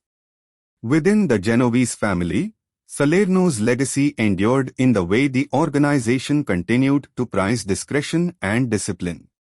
While other families suffered from bloody internal wars and high-profile betrayals, the Genovese maintained their reputation as the most secretive and businesslike of the five families.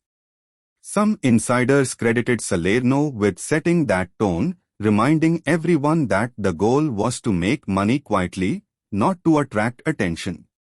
In Harlem itself, time moved on. The neighborhood began to change in the 1990s and early 2000s with waves of redevelopment and gentrification transforming entire blocks. The small candy stores, barber shops, and storefronts that had once housed numbers operations slowly disappeared, replaced by chain businesses and coffee shops. Younger residents grew up hearing only fragments of stories about Salerno and the old days, passed down from parents and grandparents who remembered when the numbers man came by every morning to collect bets. Yet for those who had lived through it, Salerno's death marked the closing of a chapter. He had been more than a gangster, he had been a kind of unofficial mayor, a man whose nod could keep the peace and whose frown could stop trouble before it started. His way of doing business had been rooted in a certain old-world sense of order, one that was vanishing along with the men who had built it. There is a quiet melancholy in thinking about Harlem in the years after Salerno's passing. The streets were the same, the brownstones still stood, the air still buzzed with life, but something of the old rhythm was gone. The cigar smoke had cleared, the steady voice of authority was silent, and the neighborhood was left to find a new balance on its own. For historians and true crime enthusiasts, this period offers a fascinating study in transition, the moment when one era faded and another began.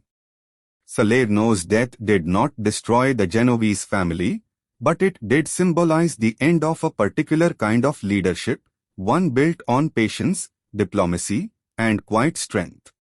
And so Harlem moved forward, as it always had, but with the memory of the man who once ruled its nights lingering like the faint scent of smoke that hangs in the air long after a cigar has gone out. The empire he built was gone, the power he wielded dissolved, but the story of Anthony Salerno, the man who kept Harlem's millions running like clockwork, would live on, whispered on stoops, told in quiet conversations, and eventually, written into the history of America's underworld. With Anthony Fat Tony Salerno gone, a curious debate began to emerge, one that continues to this day. Who was Salerno, really? Was he the undisputed boss of the Genovese crime family, the man federal prosecutors portrayed as one of the most powerful figures in organized crime? Or was he something more subtle, a front man, a lightning rod designed to draw attention away from the true decision-makers operating in the shadows? The answer, as with so many legends of the mafia, lies somewhere between myth and reality.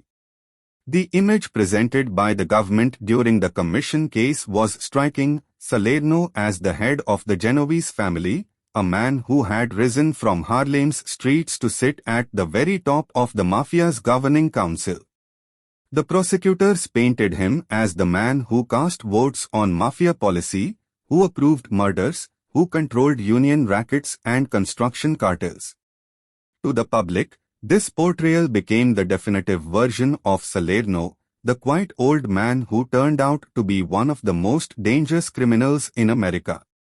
But those who knew Salerno personally, and many historians who have studied the mafia since, have offered a more nuanced view. They argue that by the late 1970s and early 1980s, Salerno may have been serving as what is known in mob circles as a front boss, someone who acted as the outward face of the family while shielding the true boss from law enforcement scrutiny. That true boss, they argue, was Vincent Chin Gigante, the reclusive figure who famously wandered the streets of Greenwich Village in a bathrobe, feigning mental illness to avoid prosecution. If this theory is correct, then Salerno's role was as much strategic as it was powerful. By stepping into the spotlight, he allowed Gigante to remain hidden, to run the family from the shadows without attracting the same level of attention. In this view, Salerno was both a loyal soldier and a shrewd strategist, willing to bear the brunt of law enforcement pressure for the good of the organization. Even the wiretaps that captured Salerno at the Palma Boys Social Club support this interpretation to some degree. While the tapes showed him involved in decision-making, many of the conversations were about money, disputes, and day-to-day operations, the work of a caretaker, a man keeping things running smoothly. Rarely did he speak in terms that suggested absolute authority or final say over life and death matters. This duality, boss or front man, is what makes Salerno's legacy so fascinating.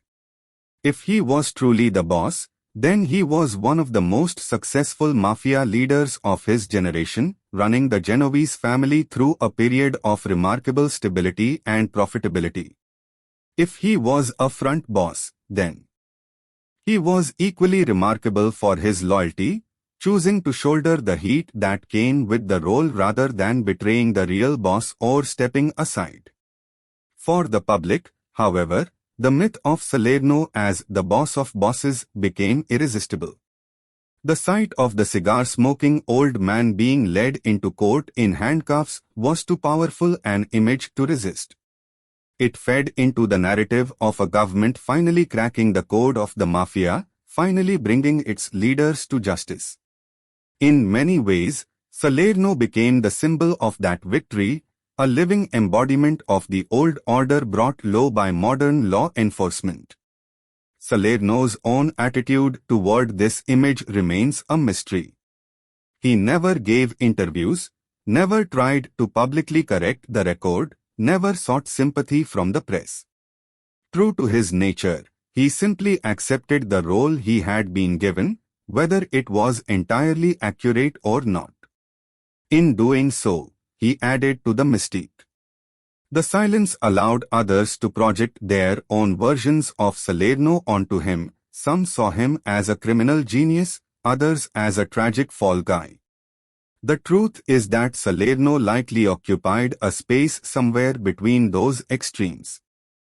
He was unquestionably powerful, with millions of dollars passing through his hands and a network of influence that stretched from Harlem to City Hall. He was also a master of diplomacy, a man whose steady hand kept the Genovese family running without the kind of violent internal wars that plagued other crime families. But it is also likely that he was not the ultimate power, that his job was to keep the machine running while protecting the secrecy of men like Gigante. This tension between myth and reality is part of why Salerno's story continues to captivate. In the public imagination, he is the quintessential old-school mobster, quiet, dignified, always with a cigar in hand, a man who could make or break fortunes with a single nod.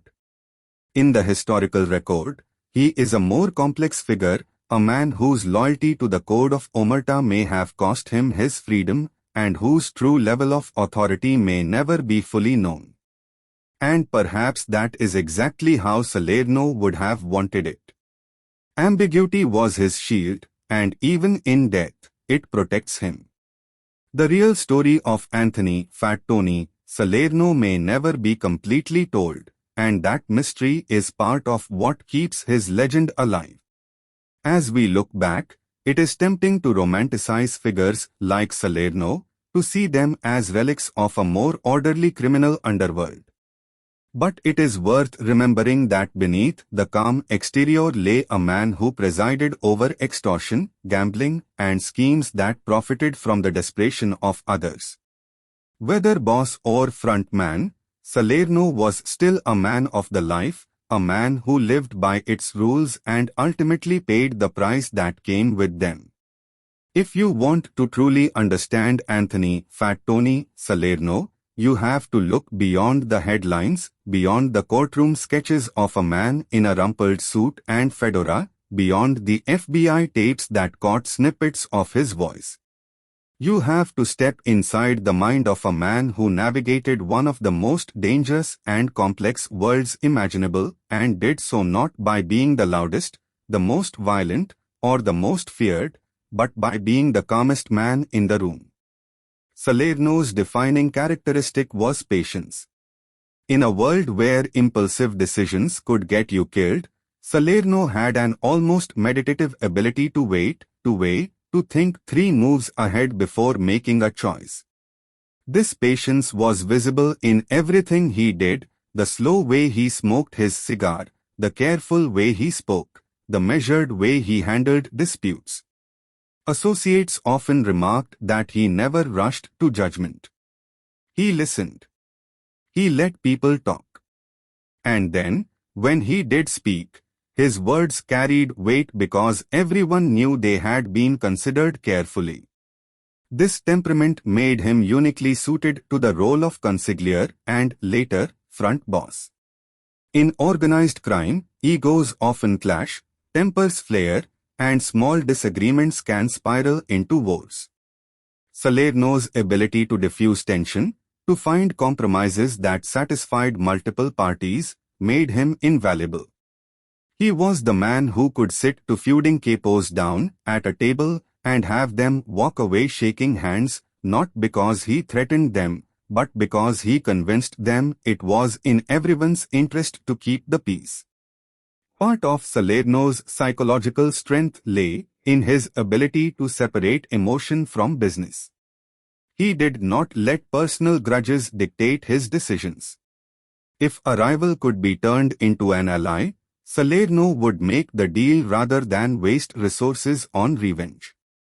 If violence was necessary, it was deployed sparingly and with precision, not as a show of power but as a tool to restore order.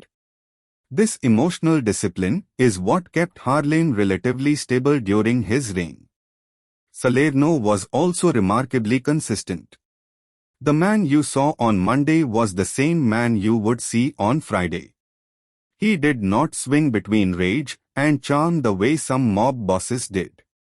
He was steady, predictable, and that predictability made people trust him. Even law enforcement agents, who worked tirelessly to put him behind bars, admitted that Salerno was old school, a man who lived by a code and kept his word. This consistency extended to his personal habits. He didn't flaunt his wealth with flashy cars or wild spending sprees. He didn't seek out nightclubs or bask in the glow of public attention. Instead, he spent his days in familiar places, talking with familiar people, following a routine that kept him grounded. This quiet lifestyle was not only a survival tactic, it was a reflection of who he was. Salerno never seemed interested in being a celebrity gangster. He was interested in keeping the machine running. When compared to someone like John Gotti, the so-called Teflon Don, who relished media attention and strutted through Manhattan in designer suits, Salerno seems almost like a figure from another era. Where Gotti courted the press, Salerno avoided it. Where Gotti used intimidation as theater, Salerno relied on quiet authority. Where Gotti's reign ended in chaos and betrayal, Salerno's years in power were marked by stability and profitability. Psychologically, Salerno might be described as a natural mediator. He seemed to find satisfaction in bringing order to chaos, in making sure things ran smoothly. This was not altruism. He profited greatly from the order he imposed, but it was effective. People trusted that if Salerno made a promise, he would keep it. This trust created a kind of social contract that kept Harlem's underworld functioning with minimal disruption. Even his famous fedora and ever-present cigar can be seen as part of his psychological approach. These were not just personal quirks, they became symbols of his reliability, his routine, his presence. People saw the hat, the cigar, and they knew that Salerno was there, that the system was in place, that order would be maintained. Salerno's personality also allowed him to handle pressure in ways that might have broken other men. During the commission case, when faced with the possibility of dying in prison, he remained calm and composed. He did not lash out at prosecutors, did not make a spectacle in court, did not beg for mercy. This ability to stay level-headed under extreme stress is a hallmark of strong psychological resilience. But Salerno was not without complexity. His calm exterior could mask a ruthless pragmatism. When diplomacy failed, he could be decisive, even cold. This duality, the gentle mediator and the unflinching enforcer, made him both respected and feared. People knew that he would give them a chance to make things right, but if they refused, his patience had limits. There is something almost paradoxical about Salerno's psychological profile. He was a man who thrived in an inherently violent, unstable world, yet he himself radiated steadiness and restraint. He was a criminal who maintained a sense of personal dignity, a man who operated in the shadows but kept his reputation clean enough that even ordinary Harlem residents remembered him as fair. Perhaps this is why Salerno's story continues to captivate. He was not the archetypal mobster of Hollywood movies, loud, brash, and bloodthirsty. He was something quieter, something harder to define. He was a man who built power not through terror but through trust, not through spectacle but through subtlety. And in the end, that made him one of the most enduring figures in the history of organized crime. Organized crime has often been called a shadow economy, and under Anthony "Fat Tony" Salerno, that description was truer than ever. Harlem in the 1960s, 70s, and early 80s ran on a second set of books, a parallel economy that existed just under the surface of the legitimate one. If you wanted to understand Salerno's power, you had to follow the money because it was money, not muscle, that gave him his quiet authority. At the heart of this shadow economy was the numbers racket, Harlem's unofficial lottery system. The mechanics were simple, elegant, and perfectly suited to the neighborhood. Bettors picked 3 numbers, placed small wagers, and waited for the daily result, often tied to something like the last digits of the stock market closing figures. The appeal was universal. For a nickel or a dime, a working-class resident could dream of turning a small bet into a life-changing payout. Under Salerno's stewardship, this system became incredibly efficient. He created a network of runners, men and women who collected bets door to door or from storefront businesses. These runners passed their slips to writers, who tallied the bets and calculated potential payouts. Pickup men gathered the money and delivered it to a central location, where everything was recorded and balanced like a legitimate business. At the top of this pyramid sat Salerno, overseeing the entire operation with the eye of a meticulous accountant. The sheer volume of money was staggering.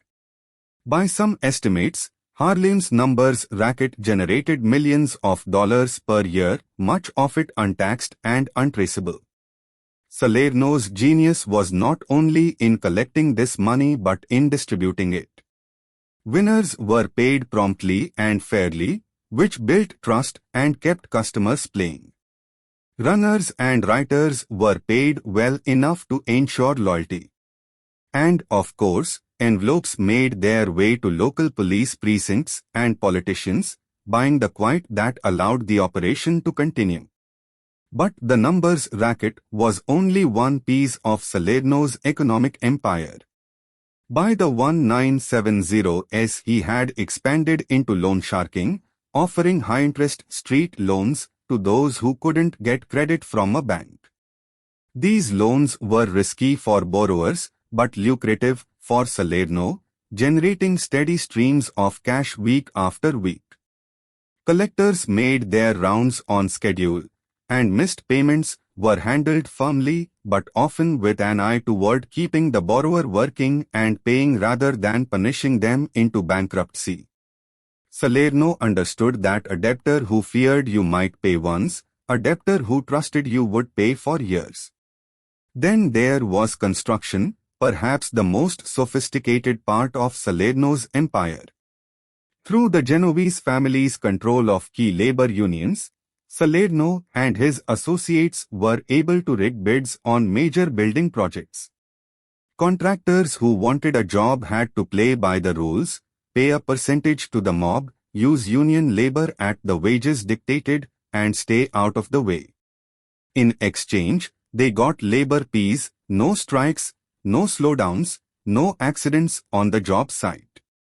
This control gave Salerno influence far beyond Harlem, reaching into Manhattan skyscrapers, city-funded projects, and private developments across New York. Imagine the power this gave him. A developer planning a new building knew that without the blessing of Salerno's people, the project could face endless delays, ballooning costs, or outright sabotage. With his blessing, the project ran smoothly. This mob tax added millions to the Genovese coffers every year, and Salerno was at the center of approving which contractors got which jobs. Salerno's economic model was built on one key principle: stability. Chaos was bad for business. Shootouts drew police attention. Missed payouts discouraged players. Strikes cost money. So Salerno kept the machine running smoothly, greasing the right palms, negotiating truces when necessary, and making sure everyone, from the smallest runner to the biggest developer, got just enough to keep them satisfied. This system also had a curious effect on the neighborhood. In some ways, it acted as a form of redistribution. When a player hit the number, the payout could cover rent, buy school clothes, or pay for a family emergency. Salerno's crew paid winners promptly, knowing that this reliability kept the community playing. In this way, the numbers racket became not just an illegal enterprise but a cultural institution, something residents saw as part of daily life. Even law enforcement, while officially opposed to the racket, often tolerated it. Local officers knew that the numbers game kept money flowing in the community and that Salerno's crew kept street violence to a minimum. There were occasional raids, yes, but rarely anything that truly threatened the operation. This uneasy balance benefited everyone except, perhaps, the IRS. The money that flowed through Salerno's hands didn't just sit idle. It was reinvested in real estate, trucking companies, and other semi-legitimate ventures that helped launder the profits. Some of these investments were clever, even visionary, ensuring that the money generated from illegal rackets could be turned into assets that would hold value long after the cash had been spent. To truly appreciate the scope of Salerno's economic influence, picture a single day in his empire. In the morning, numbers runners make their rounds, taking bets from shopkeepers and housewives. By noon, pickup men gather the cash and deliver it to a writer who tallies everything with the precision of a bookkeeper. In the afternoon, envelopes are prepared, some for winners, some for the police or politicians who keep the heat off. By evening, Salerno is at the Palma Boys, cigar in hand, hearing reports about construction bids, labor disputes, and loan collections. Every dollar has a destination, every man knows his cut, and the entire system runs like clockwork. This was the quiet genius of Anthony Salerno. He turned what could have been a chaotic, dangerous underworld into something almost corporate in its efficiency. And he did it all without drawing unnecessary attention to himself, at least, not until the FBI finally put the pieces together. Looking back, the economic system Salerno built was as much about psychology as it was about money. People played the numbers because they trusted the game. Contractors paid tribute because they trusted Salerno to keep the peace. Even rivals respected him because they trusted that he would keep the rules fair. That trust was worth more than any single envelope of cash. It was the glue that held the entire operation together. When the story of Anthony "Fat Tony" Salerno is viewed from beginning to end, it reads almost like a parable, one about ambition, restraint, and the delicate balance between power and downfall. Harlem's quiet kingmaker lived a life that, for all its criminality, holds lessons about leadership, loyalty, and the cost of control.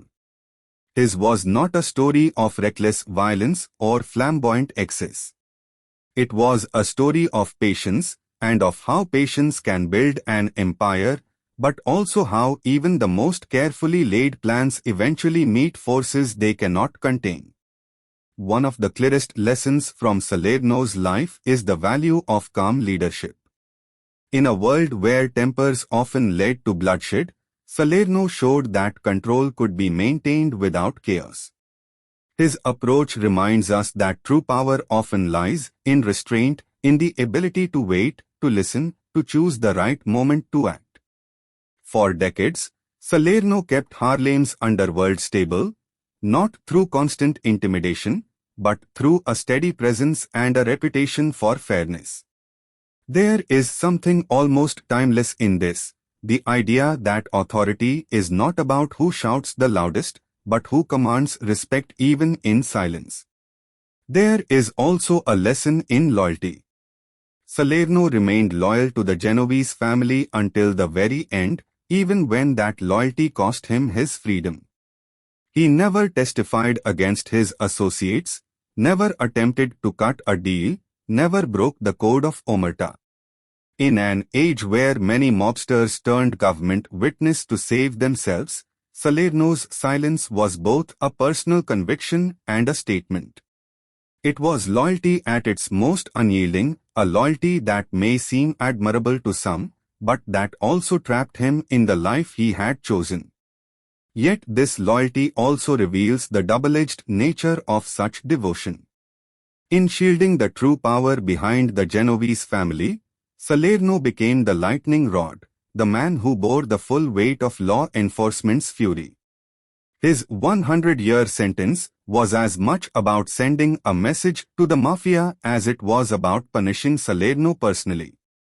This raises a sobering question: was the sacrifice worth it? Perhaps. Salerno believed it was, that his job was to protect the structure at all costs, even if it meant dying in prison. But it is a reminder that loyalty, taken to its furthest extreme, can demand a price higher than most would be willing to pay. Another theme that emerges from Salerno's story is the danger of underestimating the slow, quiet build-up of pressure. For decades, Salerno operated largely undisturbed, a testament to his careful planning and discretion.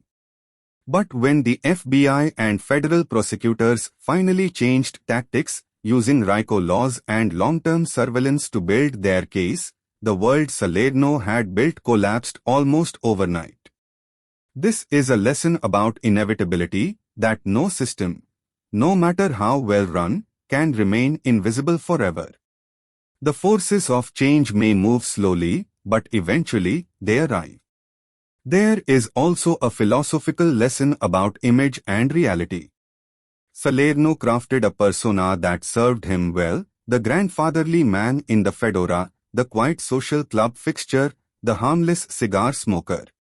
For years, this image kept him safe, kept him underestimated. And yet, in the end, it was that very image that made him the perfect target for prosecutors. By appearing to be the man in charge, he became the man they chose to put on trial. There is an irony here, and perhaps a warning: the mask we wear can become the role we are forced to play. Even Salerno's economic empire holds lessons for those who study power. He understood that systems thrive on trust and stability. He kept payouts fair, disputes managed, and chaos to a minimum. In doing so, he built something that lasted decades: far longer than the short-lived reigns of flashier, more violent mobsters. But the flip side of this insight is that systems, once built, are also vulnerable. When Salerno was removed, the machine kept running for a while, but eventually began to falter. This speaks to the fragility of any structure that relies too heavily on a single person's steady hand. For listeners, Salerno's story invites a kind of quiet reflection. What does it mean to live a life entirely within a code that demands silence, loyalty, and sacrifice? Salerno seemed to accept that his fate was tied to that code, and he never once tried to escape it. There is something undeniably stoic about that, but also something tragic. The price of belonging was a lifetime of watching, calculating, and eventually surrendering to a destiny he must have known was coming. Perhaps the greatest lesson of all lies in Salerno's refusal to break character, even in defeat. When sentenced to 100 years in prison, he did not rage or weep. When his health failed, he did not ask for pity. When the end came, he went quietly. There is a kind of peace in that, a final acceptance that his story had run its course. In this sense, Salerno offers a lesson not just about power, but about dignity, how to face the inevitable with calm, how to hold on to one's identity even when stripped of everything else. Salerno's life reminds us that power is fleeting, that empires, whether built in boardrooms or backrooms, eventually crumble. But it also reminds us that character endures. The man who sat outside the Palma Boys social club, nodding to passers-by and puffing on his cigar, is still remembered not just as a criminal, but as a man who represented a certain way of doing things, orderly, controlled, measured. Whether one admires him or condemns him, there is no denying that he left behind a legacy that continues to fascinate. The story of Anthony "Fat Tony" Salerno ends not with a gunshot in the night, not with a dramatic betrayal, but with a slow fade into history, and perhaps that is the most fitting end of all. Salerno was never the kind of man who sought headlines or craved the spotlight. His power was quiet, his authority measured, and his legend built on the strength of what he did not say as much as what he did. Close your eyes and imagine Harlem again, just as it was in Salerno's time.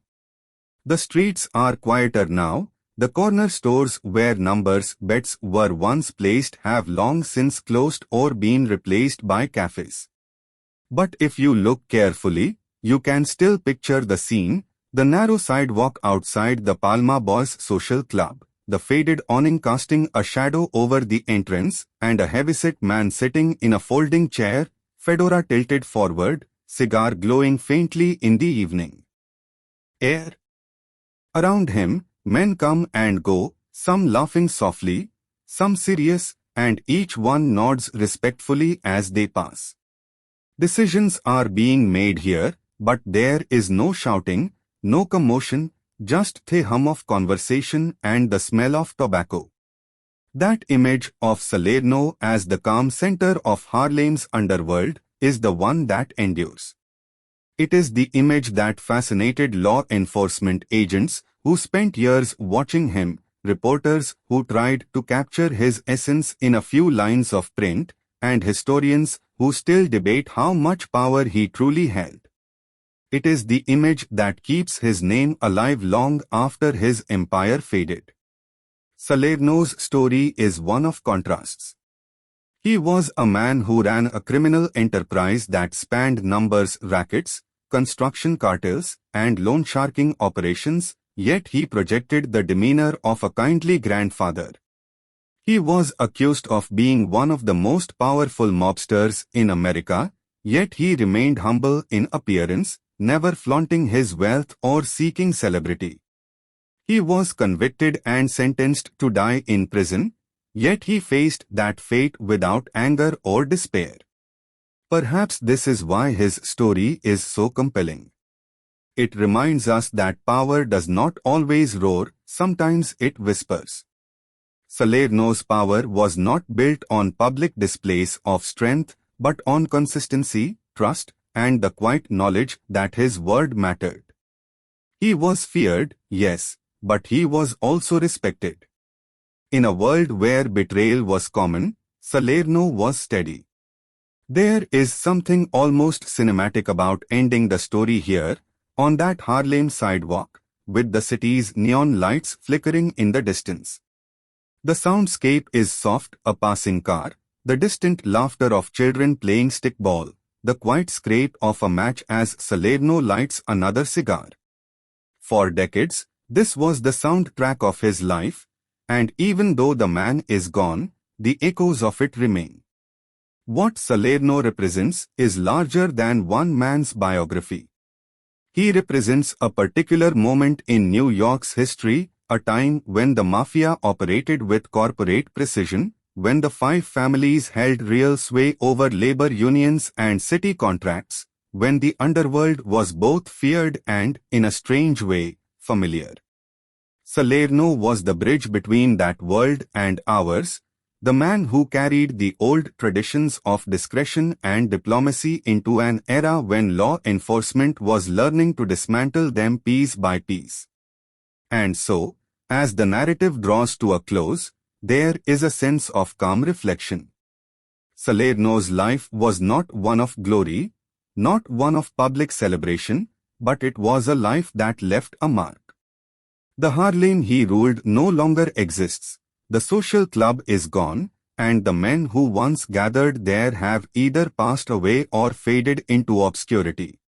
But Salerno's legend lingers, like smoke in the air after the last ember of a cigar has gone dark.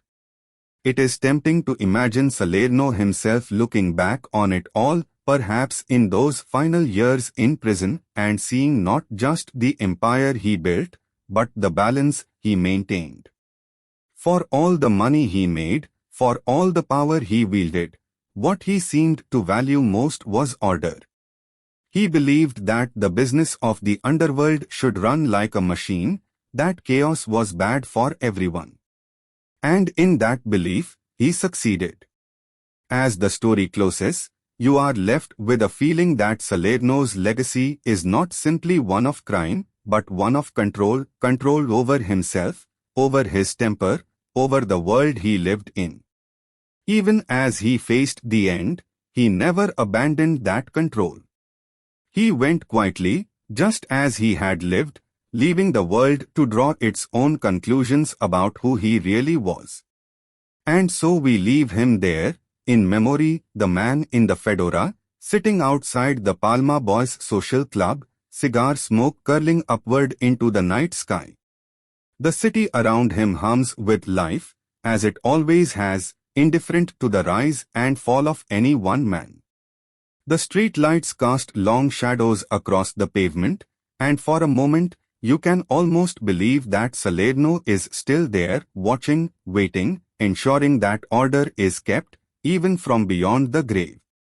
This is the final image, a quiet man who held Harlem in his hands, whose decisions touched countless lives, and whose story still resonates today. Anthony Fat Tony Salerno remains a figure who cannot be fully known, and perhaps that is what makes him so compelling. His life invites reflection, his silence invites interpretation, and his legend invites us to imagine the world he once ruled. The last cigar has burned down to ash, the chair outside the club is empty, and yet, somewhere in the mind's eye, Salerno is still there, eternal, unshaken, a symbol of a vanished era when the streets had their own kind of order, and one man's nod could decide the fate of Harlem by morning.